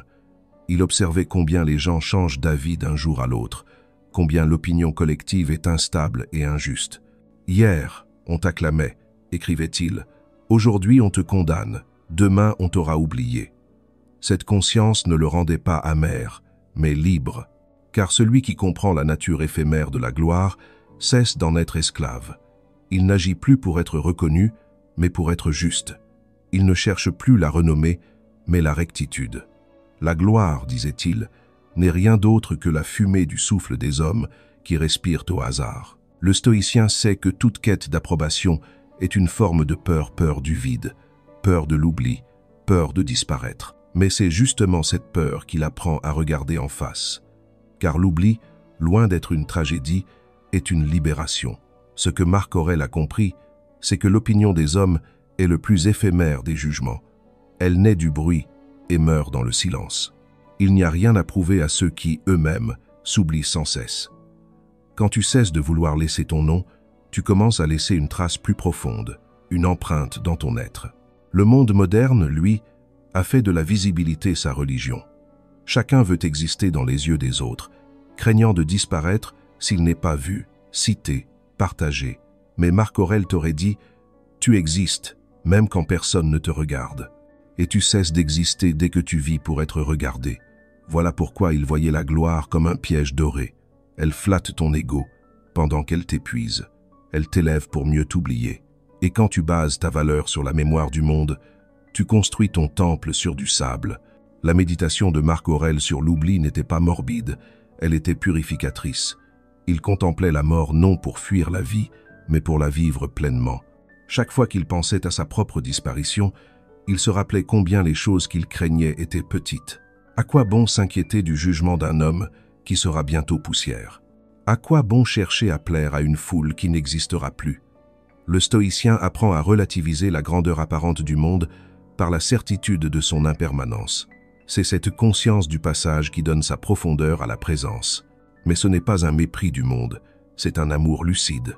Marc Aurèle aimait l'humanité, mais sans illusion. Il servait le bien commun, non par vanité, mais par devoir. Il savait que le monde n'a pas besoin de héros, mais d'êtres intègres. Et il écrivait « Agis comme si tu devais mourir demain, et parle comme si tu devais vivre toujours. » Autrement dit, fais ce qui est juste, même si personne ne le voit, car la justice ne dépend pas du regard, mais de la conscience. Le vrai courage n'est pas d'être applaudi, mais de persévérer sans témoin. Le stoïcien trouve dans l'oubli une forme de paix que la gloire ne peut offrir, car l'oubli te libère du poids de ton image. Tant que tu veux que l'on se souvienne de toi, tu vis pour l'extérieur. Mais dès que tu acceptes de disparaître, tu redeviens présent. Ce paradoxe est la clé de la sérénité. Plus tu acceptes ta petitesse, plus tu touches à l'infini. Car la vie, vue à travers la raison stoïcienne, n'est pas un théâtre où tu dois briller, mais un devoir à accomplir avec justesse. Les stoïciens disaient « Ce qui est bien fait n'a pas besoin d'être loué. C'est une vérité simple, mais que peu vivent vraiment. Nous faisons le bien pour être vus, nous cherchons la paix pour être admirés, nous méditons pour être remarqués. » Marc Aurèle, lui, pratiquait la vertu dans le secret. Ses méditations n'étaient pas destinées à la gloire, mais à sa propre discipline. Il écrivait pour se redresser, non pour enseigner. Et pourtant, 2000 ans plus tard, ce qu'il voulait garder pour lui éclaire encore le monde. Voilà le paradoxe de la gloire stoïcienne. Celui qui renonce à être reconnu finit par l'être vraiment. Réfléchis à cela. Tout ce que tu fais aujourd'hui pour impressionner sera oublié demain. Tes réussites, tes likes, tes discours, tout cela se dissipera dans le vent de l'histoire. Mais la paix que tu cultives dans le silence, la clarté que tu construis dans ton âme, elles survivront. Pas dans la mémoire des hommes, mais dans la continuité de l'esprit. Le stoïcien agit avec conscience, non pour laisser une trace, mais pour vivre en accord avec l'ordre du monde. Il ne veut pas être éternel dans la gloire, mais dans la vérité. Marc Aurèle nous a légué une leçon d'humilité que peu de rois ont su comprendre. Tout passe, mais la manière dont tu traverses le passage reste. Ce n'est pas ton nom que le monde retiendra, c'est la dignité de ton chemin. L'opinion mourra, la gloire s'effacera, l'oubli viendra. Mais si tu as vécu en accord avec ta nature, alors tu auras connu la vraie victoire, celle d'un esprit en paix avec lui-même. Le véritable pouvoir n'est pas celui qui domine les hommes, mais celui qui se domine lui-même. Il ne s'exerce pas sur des territoires, mais sur des pensées. Il ne se mesure pas en conquête, mais en maîtrise. Le stoïcien ne cherche pas à régner sur le monde, car il sait que tout empire extérieur finit par s'effondrer. Ce qu'il veut gouverner, c'est son royaume intérieur, ce lieu secret où naissent la peur, la colère, la jalousie, le désir, la paix. Tant que tu ne gouvernes pas ton esprit, tu es le sujet de tout ce qui t'arrive. Mais dès que tu apprends à le maîtriser, le monde cesse d'avoir pouvoir sur toi. Marc Aurèle, empereur du monde, le disait avec une lucidité désarmante. Tu peux être empereur sur terre et esclave dans ton âme. Il savait que la seule royauté véritable est celle de la conscience. Gouverner ton monde intérieur, c'est apprendre à être ton propre roi, ton propre juge, ton propre soldat. C'est construire en toi une citadelle où rien ne t'atteint, ni la louange, ni l'injure, ni la fortune, ni la perte. Le stoïcien ne fuit pas les événements, il les accueille avec discipline, car il a compris que la vie ne t'obéit pas, c'est toi qui dois apprendre à lui obéir sans te soumettre. Ce pouvoir intérieur repose sur une loi simple. Ce que tu maîtrises, c'est ton jugement. Ce que tu ne maîtrises pas, c'est le reste. Si tu veux la paix, occupe-toi de ce qui dépend de toi et laisse le reste au monde. Cette idée, si simple, est la plus difficile à vivre, car l'ego veut tout contrôler. Il veut que les autres t'aiment, que les choses se passent comme prévu, que la vie récompense tes efforts. Mais le monde ne fonctionne pas selon tes attentes, il fonctionne selon sa nature. Le stoïcien apprend à collaborer avec le destin au lieu de le combattre, et c'est dans cette acceptation lucide que réside son pouvoir. Gouverner ton monde intérieur, c'est comprendre que chaque émotion est un messager, non un maître. La colère te parle de ton orgueil, la peur de ton attachement, la tristesse de ton manque de foi. Le stoïcien écoute ses émotions comme un roi écoute ses conseillers, avec attention, mais sans se laisser gouverner. Il les remercie, puis décide seul. Cette capacité à écouter sans réagir, à observer sans se perdre, c'est la marque du souverain intérieur. Celui qui se possède ne craint plus rien, car il n'y a plus rien à lui prendre. Sénèque écrivait « Aucun vent n'est favorable à celui qui ne sait où il va ». Gouverner ton monde intérieur, c'est d'abord fixer le cap de ton âme, décider ce qui est essentiel, définir ce que tu veux servir, la vérité, la vertu, la paix. Car si tu ne choisis pas ton centre, le monde le choisira pour toi. Tu seras tiraillé par les opinions, manipulé par les désirs, épuisé par le besoin d'être compris. Mais si ton cap est clair, chaque obstacle devient un entraînement.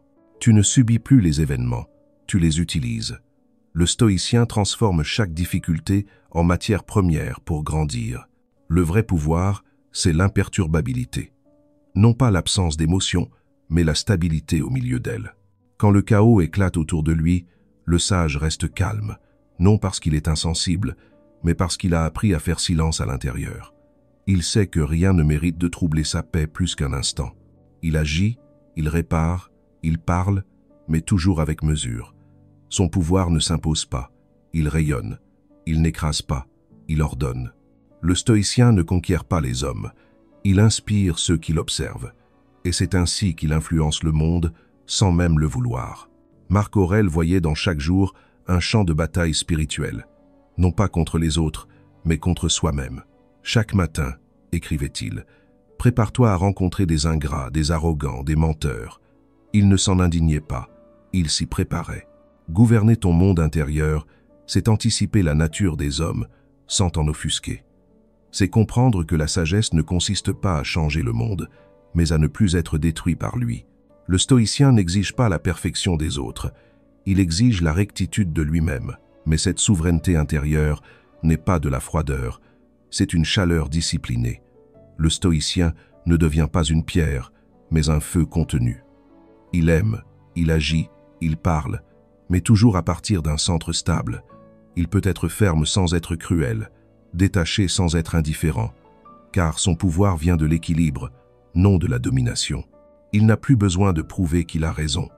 Il vit de telle manière que la vérité finit par se montrer d'elle-même. Le véritable pouvoir ne se voit pas, il se sent.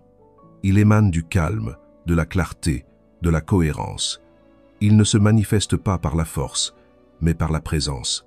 Celui qui gouverne son monde intérieur n'a plus besoin d'imposer sa volonté.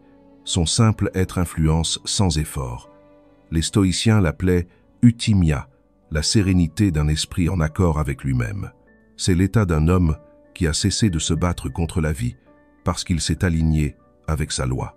Et toi, tant que tu chercheras à contrôler l'extérieur, tu seras esclave. Tant que tu voudras que les autres changent pour que tu sois en paix, tu resteras prisonnier. Mais le jour où tu commenceras à régner sur ton attention, ton attitude, tes pensées, tu découvriras une puissance que rien ne peut te retirer. Car même dans le chaos, tu pourras choisir ton calme. Même dans l'injustice, tu pourras choisir la dignité. Même dans la douleur, tu pourras choisir la conscience. C'est cela, le règne intérieur. Ne plus dépendre de rien pour être maître de tout. Marc Aurèle résumait ce pouvoir en une phrase. La vie d'un homme est conforme à la qualité de ses pensées. Gouverner ton monde intérieur, c'est donc gouverner ta vie. C'est faire de ton esprit un temple plutôt qu'un champ de bataille. C'est transformer chaque épreuve en exercice, chaque obstacle en matière à grandeur. Le stoïcien ne fuit pas la vie, il la sculpte de l'intérieur. Et quand il atteint cette maîtrise, il ne cherche plus à briller, à plaire, à vaincre. Il cherche seulement à être juste. Voilà la plus haute forme de pouvoir, n'avoir besoin de rien pour être en paix, et pouvoir tout perdre sans cesser d'être entier. C'est dans ce royaume invisible que naît la vraie liberté. Car celui qui règne sur lui-même règne sur tout ce qu'il touche. Et cette souveraineté silencieuse, aucun empire, aucune opinion, aucune tempête ne peut la renverser. Tout changement intérieur commence par un regard non pas celui que le monde te lance, mais celui que tu décides enfin de poser sur toi-même. Tant que ton regard demeure tourné vers l'extérieur, tu seras condamné à l'inquiétude, à la comparaison, à la dépendance. Tu vivras dans le vacarme des opinions, et ton âme, saturée de bruit, n'entendra plus sa propre voix. La paix ne commence pas par une fuite du monde, mais par un redressement du regard. C'est le moment où tu cesses de demander « Que pense-t-il de moi ?» et où tu commences à te demander « Que suis-je en train de devenir ?» Le stoïcisme n'est pas une promesse de bonheur rapide, mais une école de lucidité. Il t'apprend à observer ton esprit comme on observe un ciel, voir passer les nuages sans s'y attacher. Ce regard intérieur n'est pas critique, il est clair. Il ne juge pas, il éclaire. Il te montre comment, à force de chercher ton reflet dans les autres, tu as oublié ta propre image. Car plus tu regardes le monde pour savoir qui tu es, plus tu t'éloignes de ton centre. L'âme, disait Épictète, devient ce qu'elle contemple. Si elle contemple la peur, elle devient peur. Si elle contemple le calme, elle devient calme. Ton premier exercice n'est donc pas d'agir, mais de voir, d'observer avec une honnêteté radicale la manière dont tu te perds dans le regard d'autrui. Quand tu te retiens de dire ce que tu penses, quand tu modifies ton ton pour plaire, quand tu souris par réflexe, non par sincérité, quand tu cherches à exister dans l'opinion plutôt que dans la vérité, c'est là que commence la libération, dans la reconnaissance des chaînes invisibles. Tu ne peux pas briser ce que tu refuses de voir. Le stoïcien t'invite à redevenir témoin de toi-même. À chaque instant, il s'observe, sans se condamner. Il note ses réactions, ses jugements, ses dépendances, non pas pour se culpabiliser, mais pour se connaître. Car tu ne peux pas gouverner un royaume que tu ne comprends pas. Gouverner ton monde intérieur, c'est d'abord l'explorer. Et cette exploration ne demande ni bruit, ni bravoure, ni gloire. Elle demande une seule chose, le courage du regard. Chaque fois que tu te surprends à penser à ce que les autres vont dire, arrête-toi une seconde, respire et demande-toi, est-ce que cela dépend de moi? Si la réponse est non, libère-toi. Cette simple question est le seuil de la paix. C'est la porte invisible entre la servitude et la souveraineté. Et chaque fois que tu la franchis, ton regard change de direction. Il quitte le monde et revient vers ton âme. Le reste du chemin commencera là. C'est la pierre angulaire du stoïcisme, la clé de toutes les libérations intérieures. Savoir distinguer ce qui dépend de toi de ce qui n'en dépend pas. Épictète commençait toutes ses leçons par cette distinction. Il disait « Parmi les choses, certaines dépendent de nous, d'autres non. » Et il ajoutait « Si tu confonds les deux, tu seras esclave toute ta vie. » Ce n'est pas une simple idée philosophique, c'est une arme, car la plupart de tes souffrances viennent de ce mélange. Tu t'inquiètes de ce que tu ne peux pas contrôler, et tu négliges ce que tu pourrais transformer. Regarde bien, quand tu cherches à plaire, cela ne dépend pas de toi. Tu peux agir avec sincérité, avec vertu, avec bonté, mais tu ne peux pas contrôler le jugement qu'un autre portera sur toi. Quand tu redoutes d'être oublié, cela ne dépend pas de toi. Tu peux donner le meilleur de toi-même, mais tu ne peux pas obliger le monde à s'en souvenir. Quand tu ressens la honte d'être mal compris, cela ne dépend pas de toi non plus. Tu peux t'exprimer avec clarté, mais tu ne peux pas maîtriser l'interprétation qu'un autre fera de tes mots. Ce qui dépend de toi, en revanche, est clair et simple. Ton intention, ton attitude, ton jugement. Tu ne peux pas changer le vent, mais tu peux ajuster ta voile. Et cette voile, c'est ton esprit.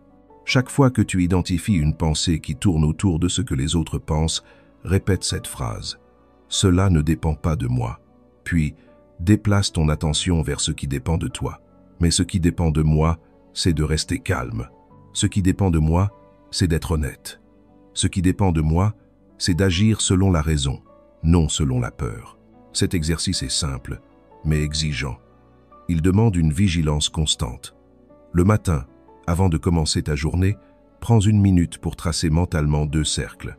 Le premier contient ce que tu peux maîtriser, tes pensées, tes choix, ton effort.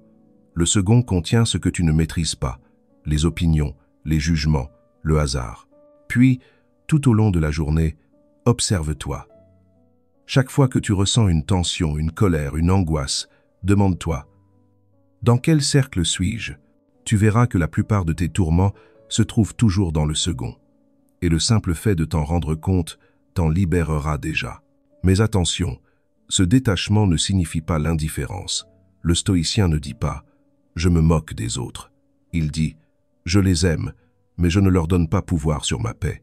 Il continue à agir, à aider, à aimer, mais sans se perdre.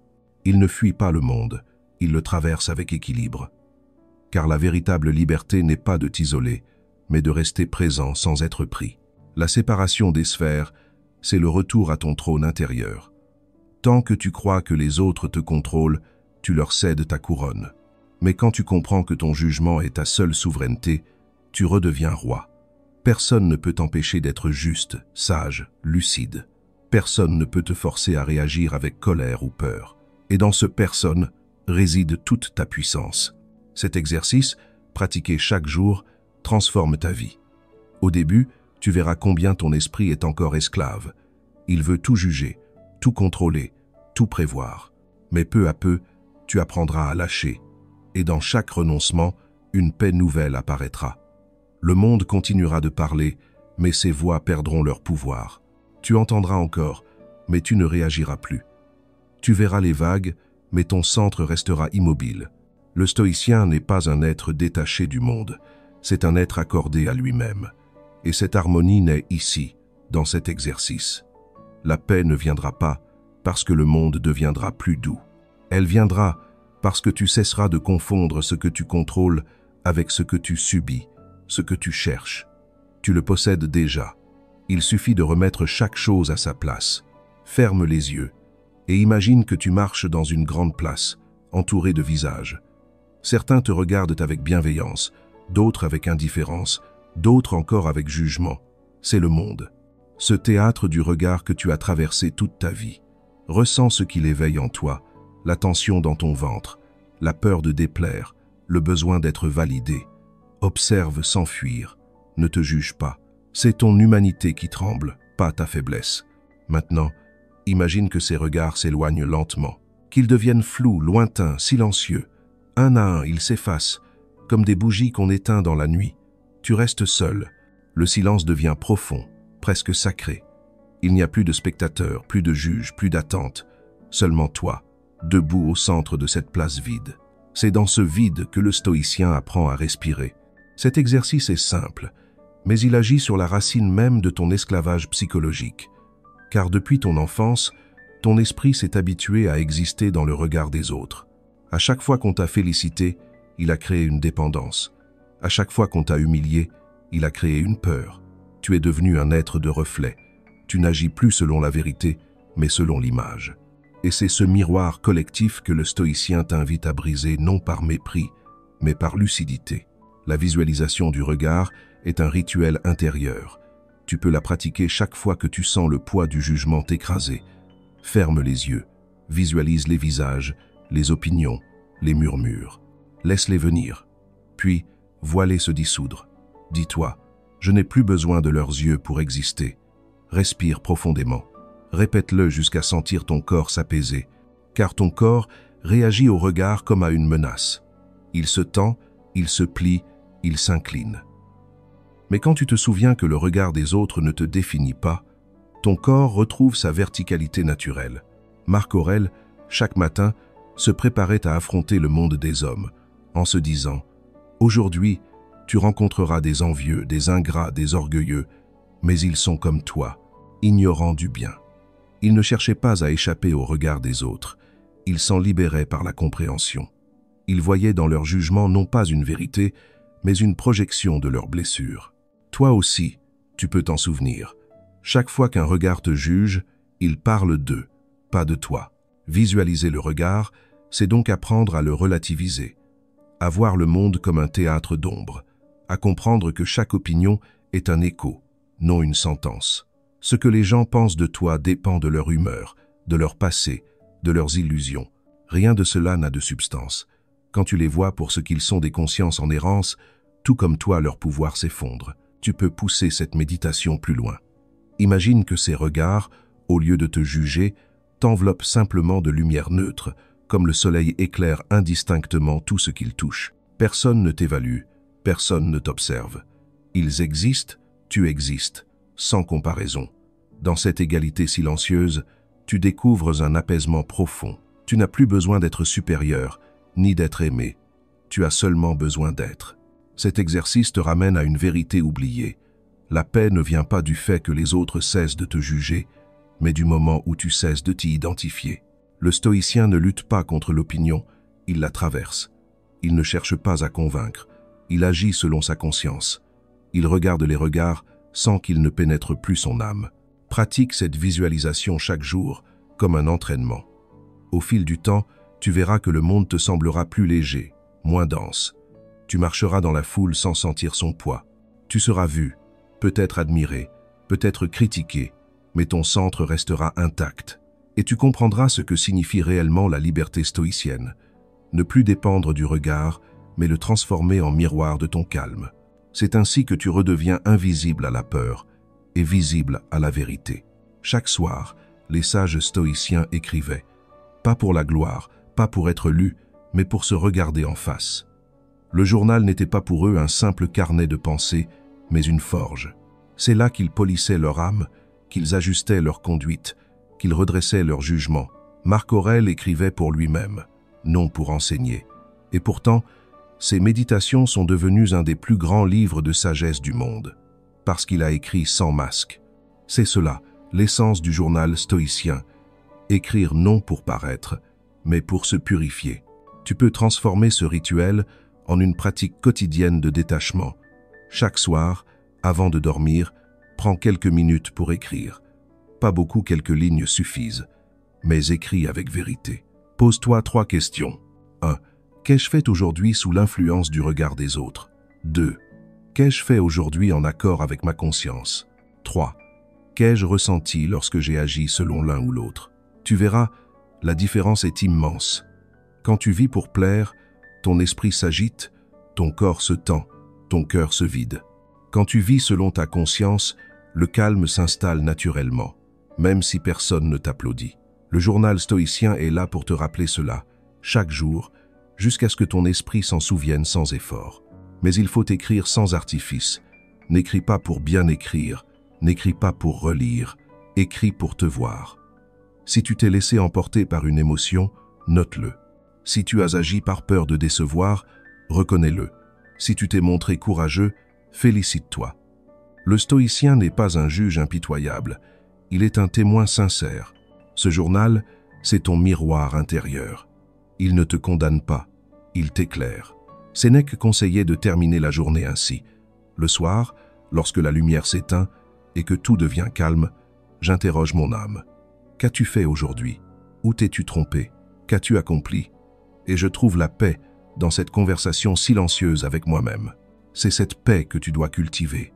Elle ne vient pas de la perfection, mais de la lucidité.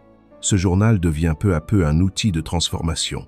Chaque fois que tu relis tes notes, tu verras se dessiner des schémas, les situations qui te blessent, les personnes qui t'agitent, les jugements qui t'enchaînent.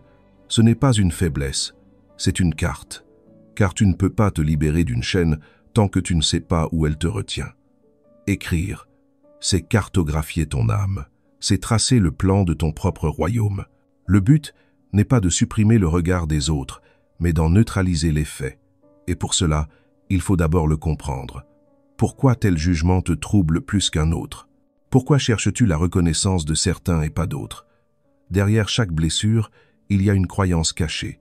Le journal stoïcien te permet de la démasquer. Il te montre que le regard d'autrui ne t'a jamais blessé, c'est ton besoin de plaire qui t'a blessé à travers lui. Au fil des semaines, tu remarqueras que ton écriture changera. Au début, elle sera agitée, pleine d'excuses, de justifications, de frustrations. Puis, petit à petit, elle deviendra plus claire, plus stable, plus simple. Moins de « il », plus de « je », moins de plaintes, plus de décisions, moins de fuites, plus de présence. Ce changement d'écriture n'est pas esthétique, il est spirituel. Il montre que ton esprit s'ordonne. Le journal stoïcien du détachement n'a pas besoin d'être parfait. Il doit être vrai. Et la vérité, souvent, est rugueuse. Il y a des soirs où tu n'auras rien à dire, d'autres où tu écriras avec colère ou honte. Peu importe. Ce qui compte, c'est la constance. Le stoïcien ne cherche pas l'illumination, il cherche la discipline. Écrire chaque jour, Même sans inspiration, c'est une manière de dire à ton âme « Je veille sur toi ». C'est dans cette fidélité silencieuse que naît la transformation. Peu à peu, tu cesses d'être un acteur inconscient de ton esprit. Tu deviens son observateur, puis son guide.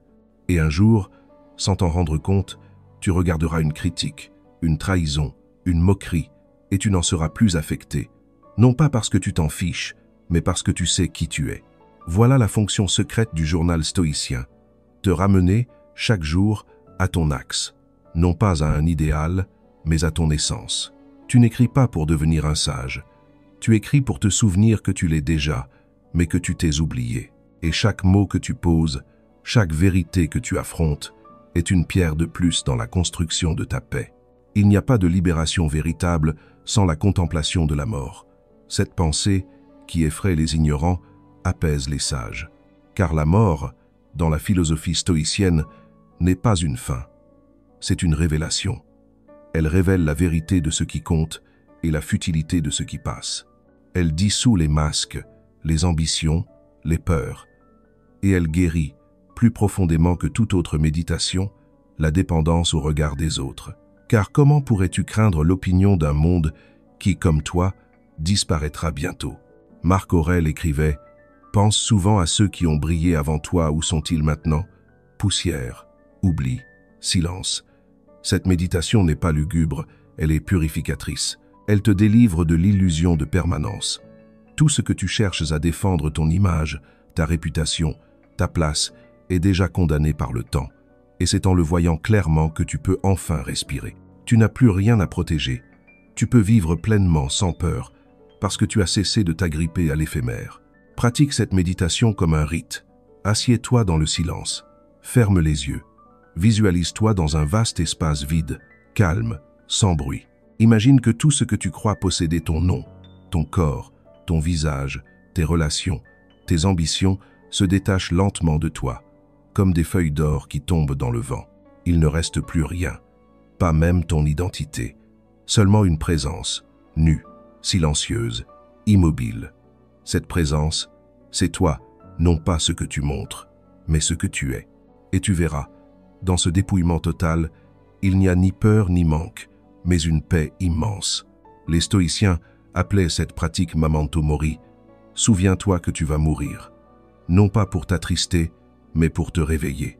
Car l'angoisse du regard des autres vient de la peur de disparaître sans avoir été reconnu.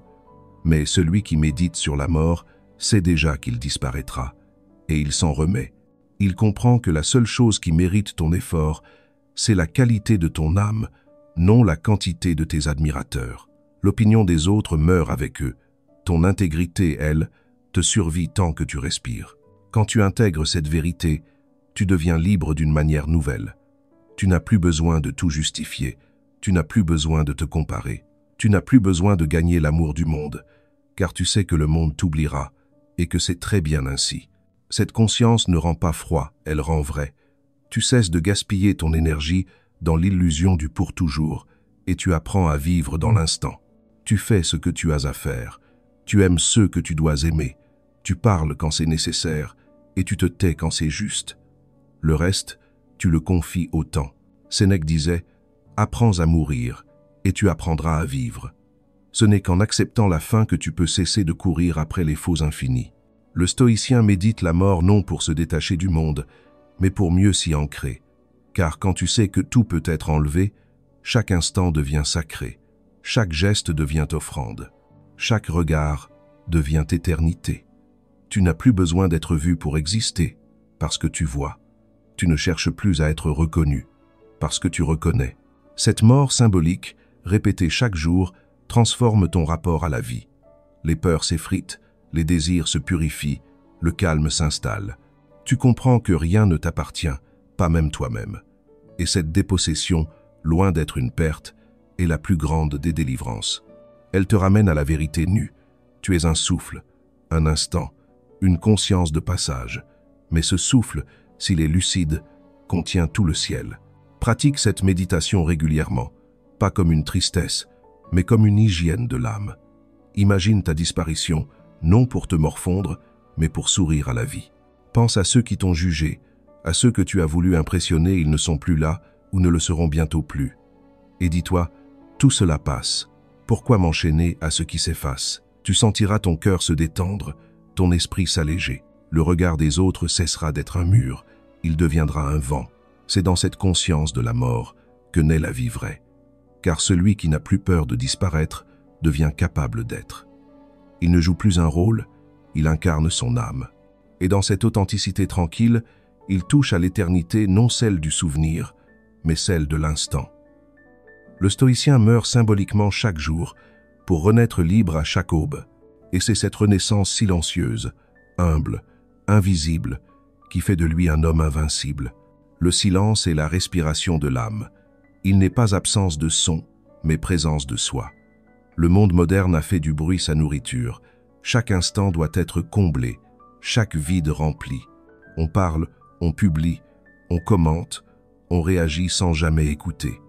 Mais plus tu t'exposes au vacarme, plus tu perds ton axe. Le stoïcien, lui, choisit le silence comme on choisit une arme, non pour fuir, mais pour régner. Car le vrai pouvoir ne s'exprime pas dans le tumulte des mots, mais dans la maîtrise du silence. Le silence stoïcien n'est pas mutisme, ni retrait social. Il est un art de filtrer ce qui entre et ce qui sort. Il te permet d'observer sans t'enflammer, d'entendre sans absorber, de comprendre sans te perdre. Épictète enseignait « Nous avons 2 oreilles et une seule bouche pour écouter 2 fois plus que nous ne parlons. » Le silence, dans cette perspective, n'est pas une passivité, mais une vigilance. Il est une forme de lucidité appliquée. Commence cet exercice chaque jour par un moment de silence conscient. 5 minutes suffisent. Éteins ton téléphone, éloigne toute distraction. Assieds-toi, ferme les yeux et écoute. Non pas le bruit extérieur, mais le mouvement intérieur. Observe tes pensées, tes tensions, tes émotions. Ne cherche pas à les chasser. Regarde-les passer comme des nuages. Ce simple acte d'attention suffit à apaiser le tumulte, car souvent, tu crois que le monde te trouble, alors que c'est ton propre bavardage mental qui t'emprisonne. Le silence devient une discipline lorsque tu apprends à le garder au cœur même du bruit. C'est facile d'être calme dans une chambre vide, c'est une autre chose d'être calme dans le chaos. Le stoïcien s'entraîne dans la vie, pas à l'écart d'elle. Quand tu es au milieu d'une discussion houleuse, d'une critique ou d'un conflit, respire avant de répondre. Observe ta première impulsion, ce réflexe de justification, de défense, d'orgueil. Puis choisis le silence, laisse les mots mourir sans écho. Regarde comme ton calme les désarme. Ce moment, aussi simple qu'il paraît, est un acte de souveraineté. Sénèque disait « Il faut apprendre à se taire même lorsqu'on a raison, non par lâcheté, mais par force. Car celui qui cherche toujours à se justifier prouve qu'il dépend encore du regard. Le stoïcien n'a rien à prouver. Sa vérité ne réclame pas d'être crue.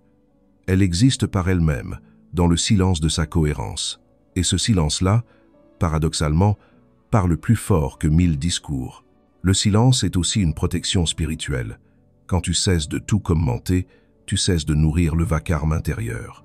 Chaque opinion que tu émets te lie un peu plus au monde. Chaque réaction t'attache à une chaîne. Le stoïcien ne se tait pas par peur, mais par économie d'âme. Il choisit soigneusement les mots qui méritent d'exister. Car chaque mot est un acte, chaque parole est une direction donnée à ton esprit. Quand tu parles moins, tu penses mieux. Quand tu penses mieux, tu vis plus justement.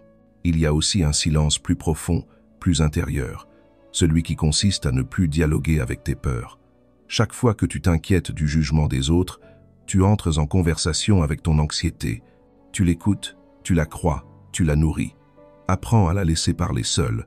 Reste calme, ne lui réponds plus. Ce silence intérieur, cette absence de réaction est l'arme du stoïcien. Ce n'est pas une fuite, c'est une maîtrise. C'est refuser de donner de la voix à ceux qui n'en méritent pas. Fais du silence ta discipline quotidienne. Avant de parler, demande-toi, mes mots ajoutent-ils quelque chose à la vérité ou la dispersent-ils?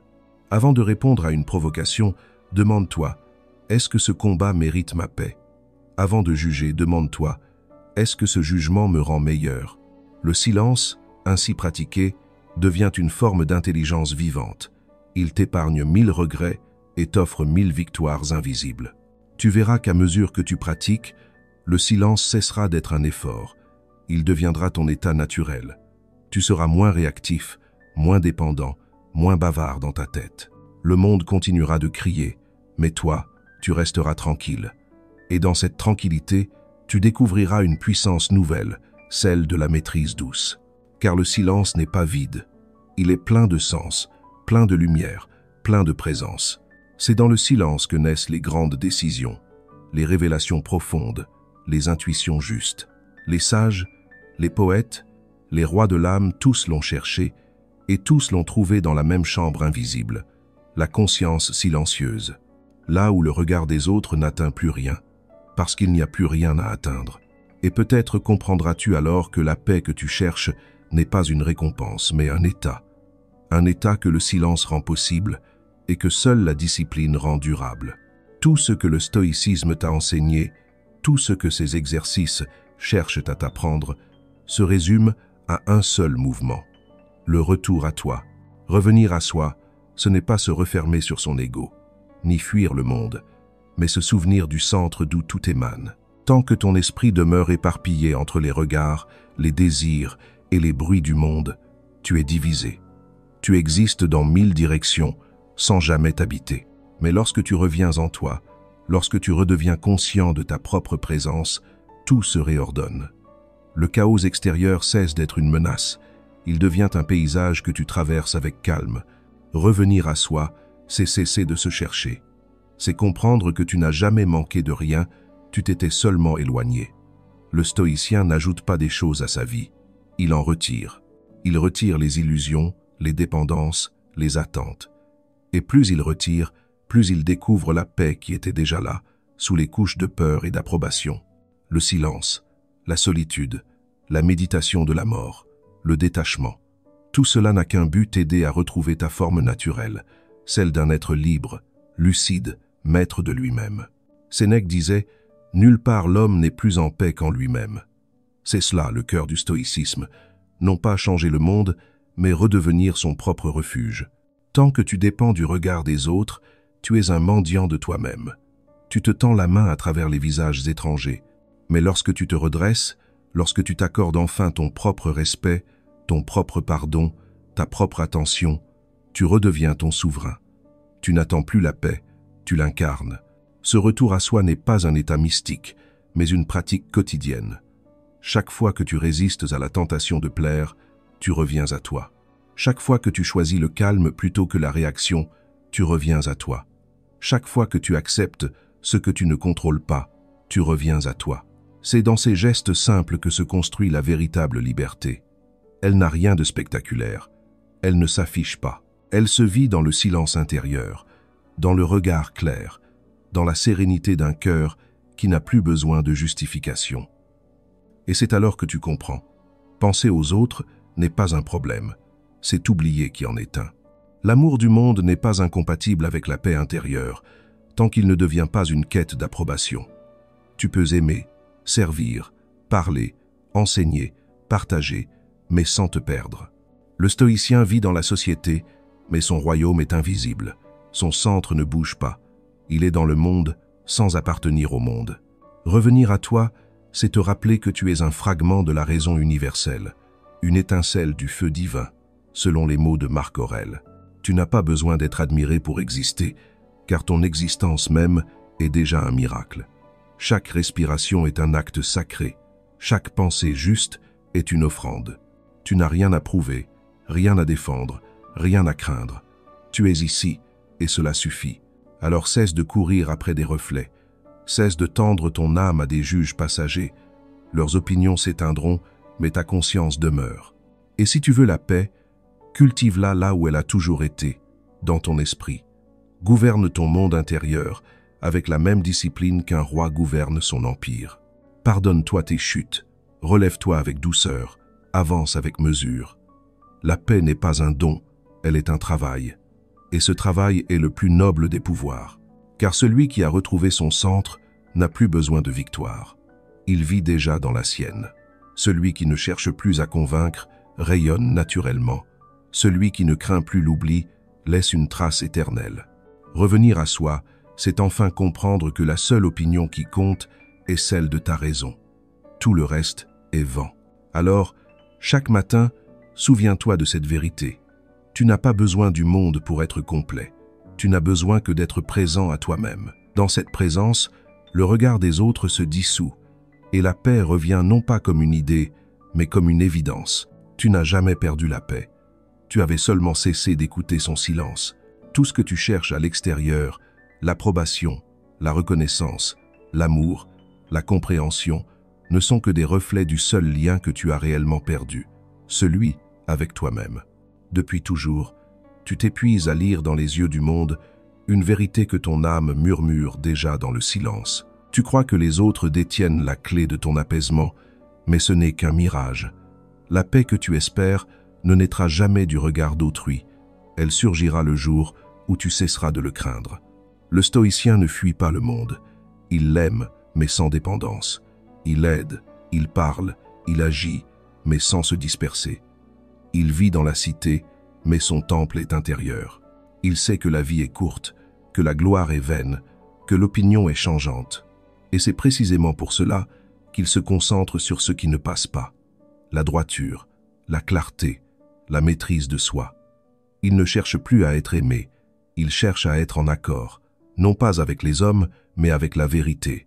Et c'est là le secret que peu découvrent. La paix ne vient pas après la bataille. Elle vient quand tu cesses de te battre contre toi-même.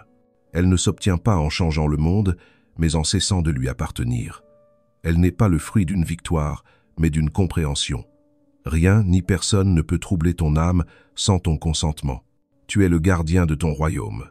Et tant que tu resteras fidèle à ce centre, aucune opinion, aucune perte, aucune solitude ne pourra t'atteindre. Alors, aujourd'hui, choisis-toi. Pas contre les autres, mais pour toi. Choisis le silence au lieu du bruit. Choisis la vérité au lieu de l'image. Choisis la paix au lieu de la peur. Car c'est dans ce choix, répété chaque jour, que naît la liberté. Le monde continuera à juger, à exiger, à parler. Laisse-le. Toi, sois calme, car celui qui n'a plus besoin d'être compris a déjà compris l'essentiel.